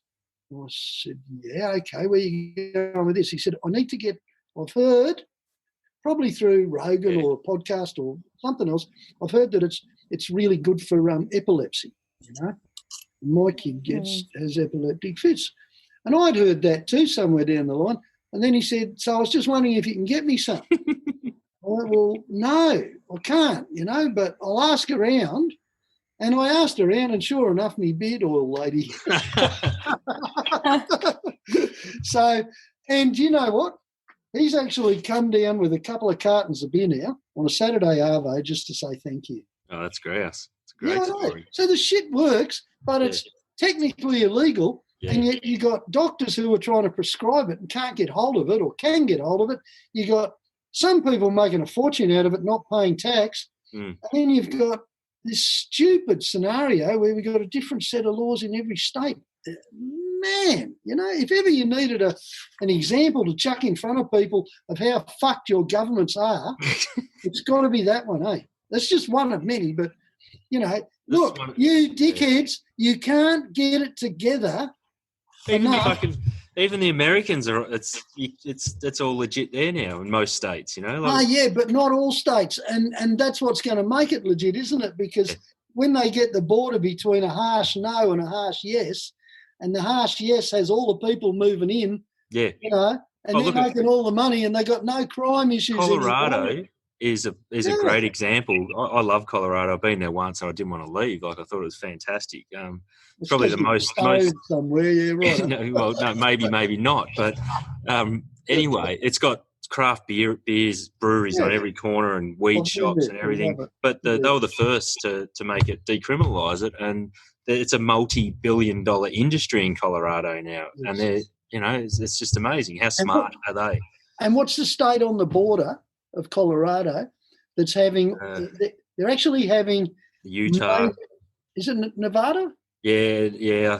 It's near. I don't think it's on the border. But I know there's a redneck state nearby, and they're having all sorts of issues because all of a sudden, they've got a higher crime rate because people need to find more money to go over to Colorado to buy pot. I don't know. Crazy. Some weird shit goes on, but how stupid is it that any government feels the need to interject itself into people's personal lives in the year 2020?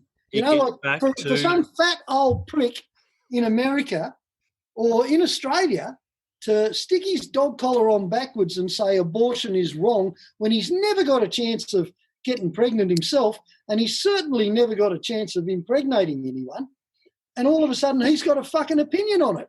No. This kind of shit is wrong. It's like people jump up and down about gay rights and all the rest of this stuff. I don't give a shit, do you? I reckon everyone should be allowed to do whatever they want as long as they're not hurting someone else. Absolutely. So why should our government give a fuck about stuff like that? None of their fucking business. It's none of their fucking business. Their job is to distribute funds. And that's it. Not just to themselves all the time. Yeah, it's funny. Like lawyers write the rules of the game to a certain extent. And that's one thing I've seen. It's like, they just keep writing in more and more fucking rules. And you keep. There's so many rules, it gets too confusing. No one knows what the fuck they can and can't do, and it falls apart, and people just stop playing the fucking game. Yeah. So I'm just going to take a quick piss, Roothie. All right, mate. I need to send a text. So okay, you got another 10, 15 or? Yeah, sure. Okay, cool. I'll just take a quick piss. And I've just got people trying to get in touch with me, which is horrible. So whereabouts are you in Lismore?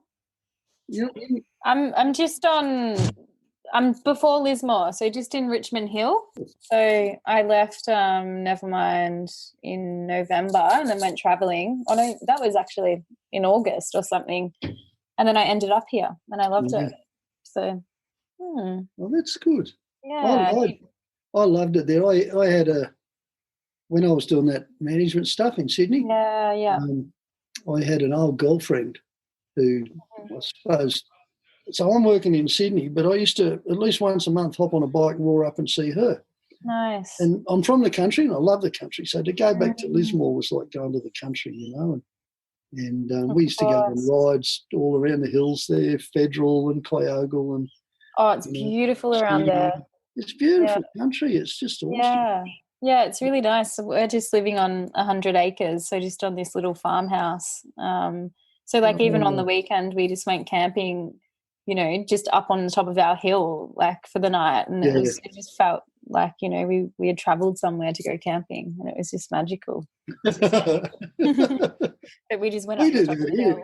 Yeah. We do that here. We're going on roll my swag out in the backyard. We've only got a few acres. Oh, yeah, I love it. I got a fire pit and swag. That's one of the things that it's highlighted for me as a priority to find someone or go halves or something in a bush block somewhere, you know, because that's what's hurt me the most is not being able to go bush, you know, and I don't have a backyard. I'm a city slicker at the moment, and I'm not happy about it, you know, but it didn't bother me until I couldn't leave town. No, it doesn't, you know, because the thing about being Australian is that we really should all have the right to access all that land out there that is just free-run land, you know. It doesn't matter whether it's national park or state forest or whatever it is. If the government owns it, we own it, and we should have the right to go and play in it, you know. Well, I was camping the weekend we got shut down, and I come into work and went back down the bush because I had to do a few things to do, and there was a letter from the local copper on my camp chair saying get out or $20,000 fine. Oh, fuck you, public land. There's no one else around. Like I was in a bush camp, not in How the fuck can that hurt anyone? Not in, you know? And wouldn't like rule number one be social isolation? Okay, get out. Don't hang around the town, you know. Some of the small towns around the area got a bit feral and a bit tribal in that they didn't want people. Like I'm there all the time. I spend money in the shops and support them, and I'm always looking after them. But even some of the ones I know, and I'm a regular there, were like, we don't want you guys here. You know, we got old people in town and all that. Not only that, we're probably related to the old people in town. So maybe that makes sense. Yeah, I was a bit offended. I went, I understand, and I went my way. I haven't been back since, and I'm like, but I thought, you know, when you pricks want something from Bunnings, you're pretty quick to run into town as well, you know. So, you know, so anyway, I thought it was interesting. I didn't think it was called for. I thought, you know, especially for you guys that are visiting regularly, you know, I thought, I'm not one of those people. So did you say you were getting an Indian to test ride soon? Yeah, only because I've had a fair bit to do with them over the years. And I'm looking forward to it. Again, what I'm looking forward to this time is just having one that I can hop on and go out, because I'm doing my job then, aren't I? I'm a motorcycle tester by trade. So, you know, I can go out and there's some nice hill country up here, and it's a pity I can't hop over the border. But the one thing I've found about Indians, in fact, you know, Polaris in general, even when it was Victory, this pisses me off. I bought my first Harley in 1979. It was the first new motorcycle I ever bought. Cost me $7,000, I think, or maybe $6,000. I can't remember.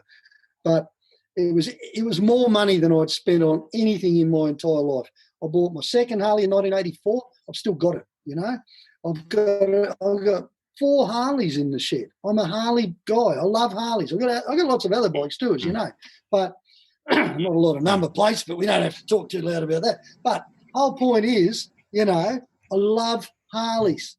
And yet, somewhere along the line, it's a real piss-off to people like me who love Harleys to find out that all along the Americans did know about how good brakes can be, about how gears can change quite well, about how a thing doesn't need to feel like it's 1936 just to look like it's not 1936. You know what I mean? Now, I know the new Harleys are a different deal to some degree, but you hop on an Indian, one of the new Indians, and it blows you right away how good a motorcycle can be from America. You know what I mean? It makes you think they probably built it somewhere else, but I'm fairly sure they did actually build it in America. Have you had much to do with them? I don't know, Have you had much to do with What's them? that? Well, the reason I bring it up, and this is a little secret between us, and don't let anyone Apart know. from the podcast. Yeah, so if you're listening, shut the fuck up. Don't say anything. But I had the two gentlemen from Indian in the shop. That's why I was late to the podcast this morning. They were here. They came down this morning, and they're looking for a representative here in Geelong. So they're talking to us and the other bike shops in Geelong, I guess, to see if anyone's interested and who can make it happen. I personally think it'd be a great fit for our store, and it'd give us a bigger capacity bike when people want to step up from their Enfields. I like the brand. I think I don't know a lot about it like yourself, but and also it's directly distributed. So the guys work directly for the manufacturer. There's no distributor. So that, kind of can make life easier sometimes. Can make life harder a bit. I know more about them than you do to some degree, because I've been tracking these things all the way through. Definitely. And essentially, for a little while, Polaris was making the Victory, and the Victory became really quite awesome. There's some awesome.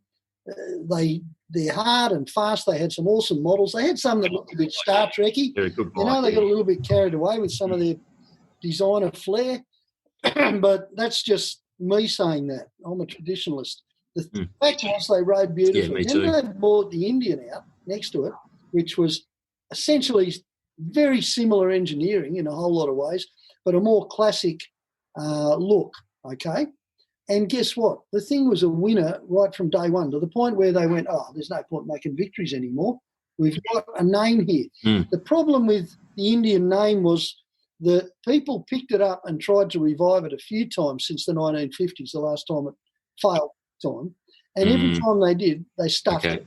There was a thing called the Springfield Indian. There's been a few Indians along the way that have been pretty shitty, to be honest. They're like a bit like the new Norton. The new Norton came out, looks unreal, fantastic. I wanted one straight away. And then I went and rode one and realised what a piece of shit it was. The gearbox gave up on it. But inherently badly manufactured, terrible story. I know some of it too, but at the end of the day, the Indian is nothing like that. This new Indian is great. You buy an Indian, you go out and chuck up 100,000 or more Ks on it, and a perfect fit for you because you'll have both ends of the motorcycle spectrum. You've got an adventure bike, you've got, sports bikes, you move people up a bit. The Indian's got an awesome little it's not even that little, quite a performance bike in the 1200cc bracket now. And then they got their big tourers. My mate I mentioned before, who's in the Black Dog Association, he's got a Halewood replica Ducati. So you know what that is. It's like 50 grand's worth of old Ducati, He's had it for years. He loves it. He's had other bikes too. He decided, because he was doing a lot more touring, to go and buy an Indian. He went and bought this full dresser thing with fringes all over it, and, a big Indian sort of headlight thing, nacelle, the works. It's just beautiful. It's a lovely piece of kit. He doesn't know a lot about mechanics. He's never had a problem with it. He gets on it and he rides. All of a sudden you're riding 1,000 Ks a day, without even feeling it. That's Harley Road King territory and Honda Goldwing territory and stuff like that. That's what we don't have here. We don't have that big, like the Interceptors are great, but they're not 1,000 K a day bike. It's got to be half Cadillac and half motorcycle to be 1,000 K a day bike. And, I've got an old 90s Road King that I use. I can do 1,000 Ks a day on that. But at the end of the day, I've spent a lot of time mucking around with that bike. You get yourself a new Indian, you just hop on it and go. I love them. I reckon they got a massive future, Yeah, so watch this space. I mean, there's a lot of stuff involved there, and financing and all that sort of shit that we have to deal with, and politics with other brands and that sort of stuff. But if we get the thumbs up from Royal Enfield, like I'll never do the wrong thing by those guys. They've been great to us, and if they're sort of like, yeah, why not? We don't have anything in that range, then maybe we'll look at it. And if it works, it works. And it has to come within the 10 Commandments, So it kind of does. It does. I tell you what, Matt, if you need a hand with that, if you need me to ring someone, I'd love to, because I think it's perfect fit for your business, mate. It really is. And the other side of it is we need businesses like yours to hop out of this bloody cloud we're all under at the moment and do well, just to show you can do well based on ethics and morals and other shit other than just having the sharpest accountant and the most number of tax deductions, you know? It's going to be an interesting exercise. You know, what I'm seeing, and you'll be seeing it as well, is that more and more in our industry and all industries, it's becoming the big boys taking over, you know, like it's, and the small guys, there's not a lot of, you know, when was the last time you saw a motorcycle dealership open, a new one, you know, like there wasn't a company, there wasn't a well, you see big, takeovers. You know, name you see store. takeovers. You see the sign changing and So people aren't really getting into the industry because it's such a difficult one to do because of that. So we'll see what happens. So from all of this, you know, the last 6 weeks and COVID, what have you learnt? I mean, we spoke about slowing down. So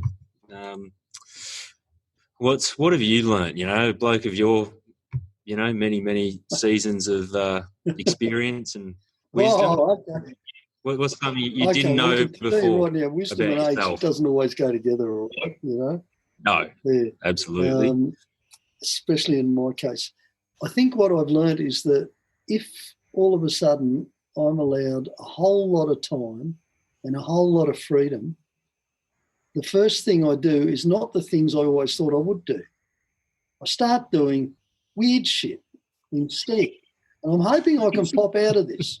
But, you know, I'm having a go at gardening, which I've never done, you know. And what did I do? I swept the tennis court the other day. Now, the tennis court at my place has never been about tennis. It was supposed to be the foundation of the next shed, you know. But I got it past the wife and the council and everybody else by saying it was a tennis court when we're concreting it, you know.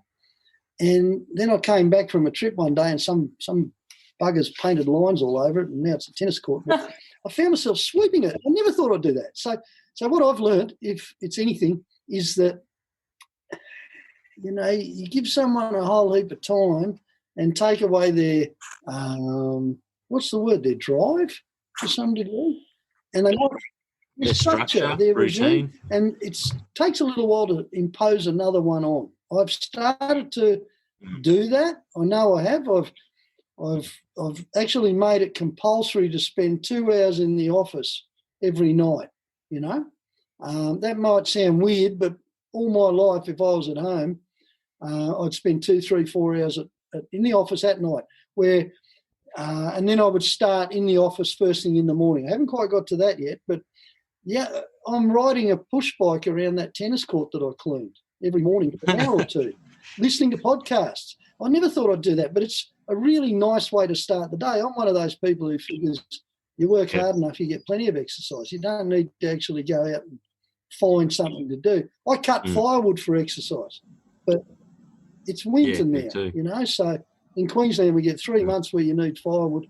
I'll start that pretty soon, but still and all, the push bike, these weird things are going on.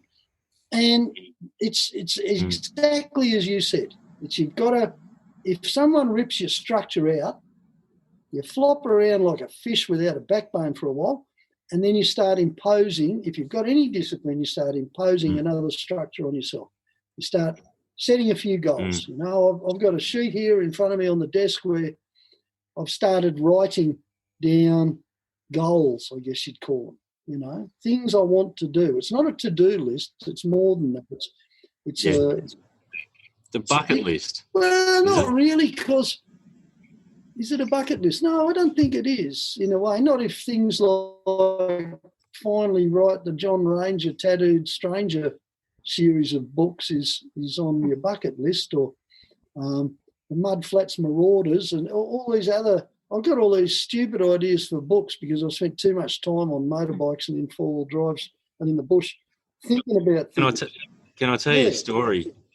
Can I tell you a story about the 10 Commandments? You'll laugh at this because over sort of before Easter, you know, the shut down and the shop was shut and there's a lot of public holidays. I didn't have much to do. I thought, fuck, I'm going to write a book.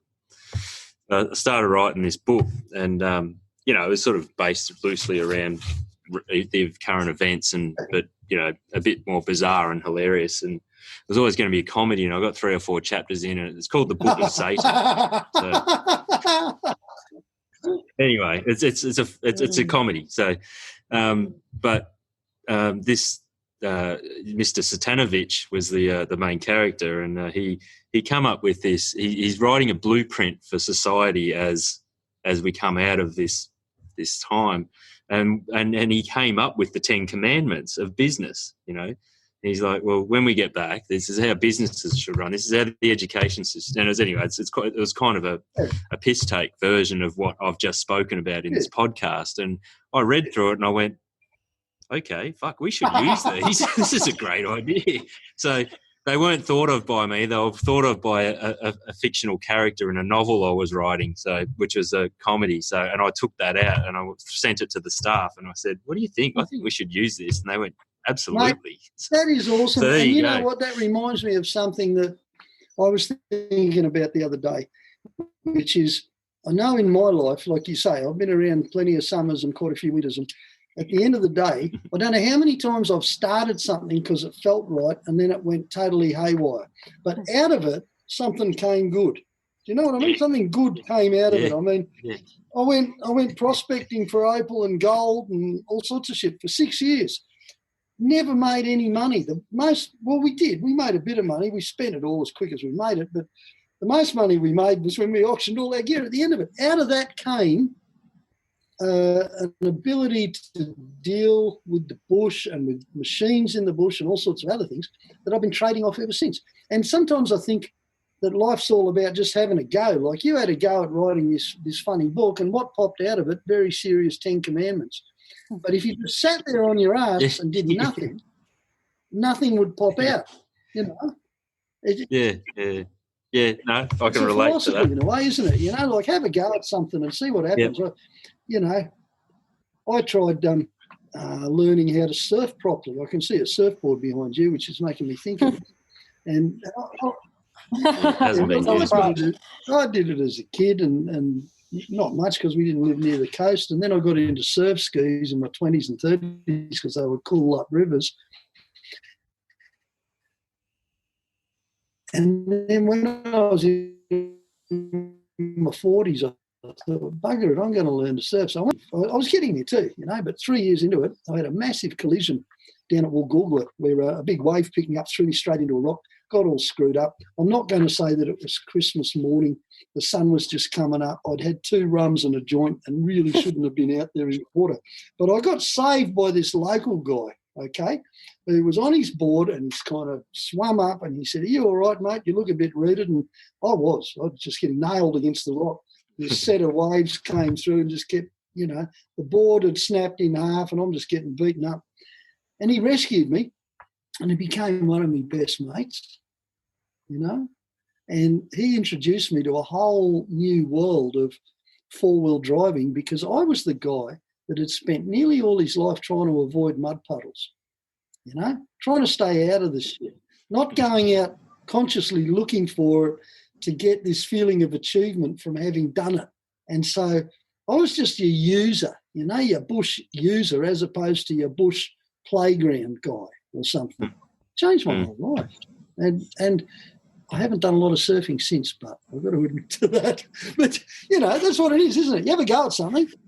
When you come down, we'll take you out at Bells.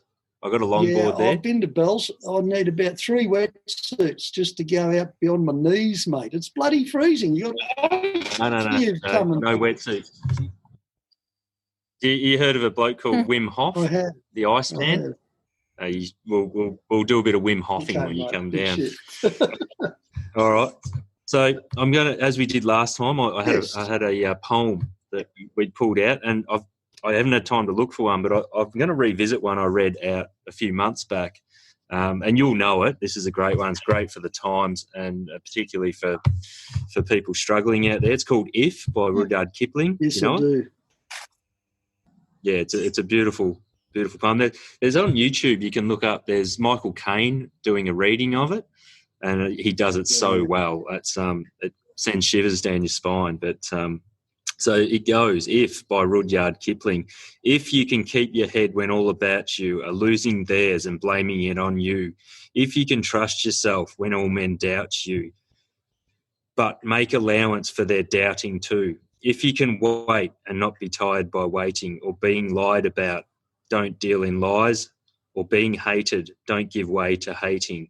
And yet don't look too good nor talk too wise. If you can dream and not make dreams your master, if you can think and not make thoughts your aim, if you can meet with triumph and disaster and treat those two impostors just the same, if you can bear to hear the truth you've spoken, twisted by knaves to make a trap for fools, or watch the things you gave your life to broken and stoop and build them up again with worn-out tools. If you can make one heap of all your winnings and risk it all on one turn of pitch and toss and lose and start again at your beginnings and never breathe a word about your loss, if you can force your heart and nerve and sinew to serve your turn long after they're gone, and so hold on when there is nothing in you except the will which says to them, hold on. If you can talk with crowds and keep your virtue, or walk with kings nor lose the common touch, if neither foes nor loving friends can hurt you, if all men count with you but none too much, if you can fill the unforgiving minute with 60 seconds worth of distance run, yours is the earth and everything that's in it, and which is more, you'll be a man, my son. I've got to say that's one of my favourites. Yeah, it goes through me. I got one for you. Ring a Rosie. A pocket full of posy. A tissue. We all fall down. I thought that was going to get racist. No. Then it was going to be. That shit out. I am not a racist. Yeah, you know. I know you're not. You know, when we were kids, we used to eeny, meeny, miny, mo. You know, and I was like, I look back now, and go, holy. You know that a tissue like that one, and the tissue and all that. That dates back to the 13th century, to the plague. There you go. Yeah, it does. Well, too. it I've does heard for that. sure. Yeah. I mean, there's no two ways about it. You can see it in Canterbury Tales, but I think it's amazing that we have this history of these kind of things happening. You know, for as long as we can remember, the Romans had pandemics, the Chinese had pandemics. Everybody's had them at some stage. There's been great. They had the Justinian plague in the year 380 AD, which pretty much wrote off Rome as a power, that and the fact that all the Germans came down from the north, beat the shit out of them. But at the end of the day, we've got this history of stuff going on forever, and we're not ready for it here in 2020. You know, it just snuck up on us and bit us on the bum. And you know what that says to me, Matt? We're fucking idiots. We have not got any further. We're allowing fools. Hey, I'm all right. Oh, you're all right. I think I'm all right. Frankie looks more right than both of us, but at the end of the day, man, listen, what the fuck are we doing? What I think could be we've got all this, and we know that we've got an impending natural disaster breathing down our fucking necks, and we're not doing anything about it, and it might even be fucking preventable. If not, we at least might be able to prepare for it, but we're not. We just deny it. It's not going to happen. You know, it could be climate. It could be something else. You know, but we are prepared to blow the entire planet up. You know, we're fucking well prepared. Well, that's what's All right, Matt. So we'll leave it at that. That's probably enough controversy and passion and discussion for today. To you. So thank you. Yeah, no, we love it, and we'd love to have you back. Could I give you a little homework task for our next podcast? Which I'd like you to track down a poem that you like, that resonates, and read it out to us. I'm going to do that, but I already know what the poem is. Or write a poem. Oh, okay. Well, even better. Oh, wow. Or Frankie's chucked out the challenge. Far out. Okay. I haven't done that before. Well, you have got a bit of time on your hands. You did say that, so, you know. Yeah, I can just see it now.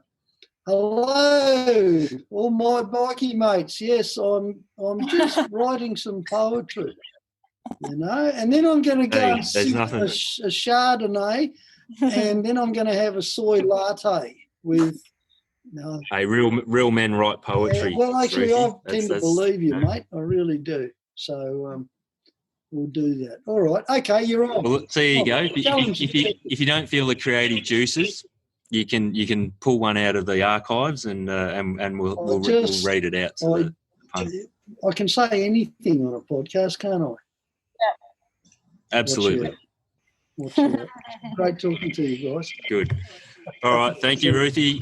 Thank you, Frankie. We'll sign off there. Thank you to the listeners. Just keep in mind we're still open at the moment down here in Geelong. Well, not at the moment, for the foreseeable future. We've got a shop full of bikes. We've got everything in used demo. I've got a Ripper Continental GT 535 in the yellow, the canary that's just winking at me. And lots of other cool stuff. So come now's the time to actually, if you're in the market for a bike, new or used, come and check it out. So, and it helps us out a lot and helps us get our 10 commandments up and running. And so if you're a supporter of that, you support a small business, check it out. Okay, guys, thank you. Thanks, guys. See ya. Never mind the noise. Chase the adventure.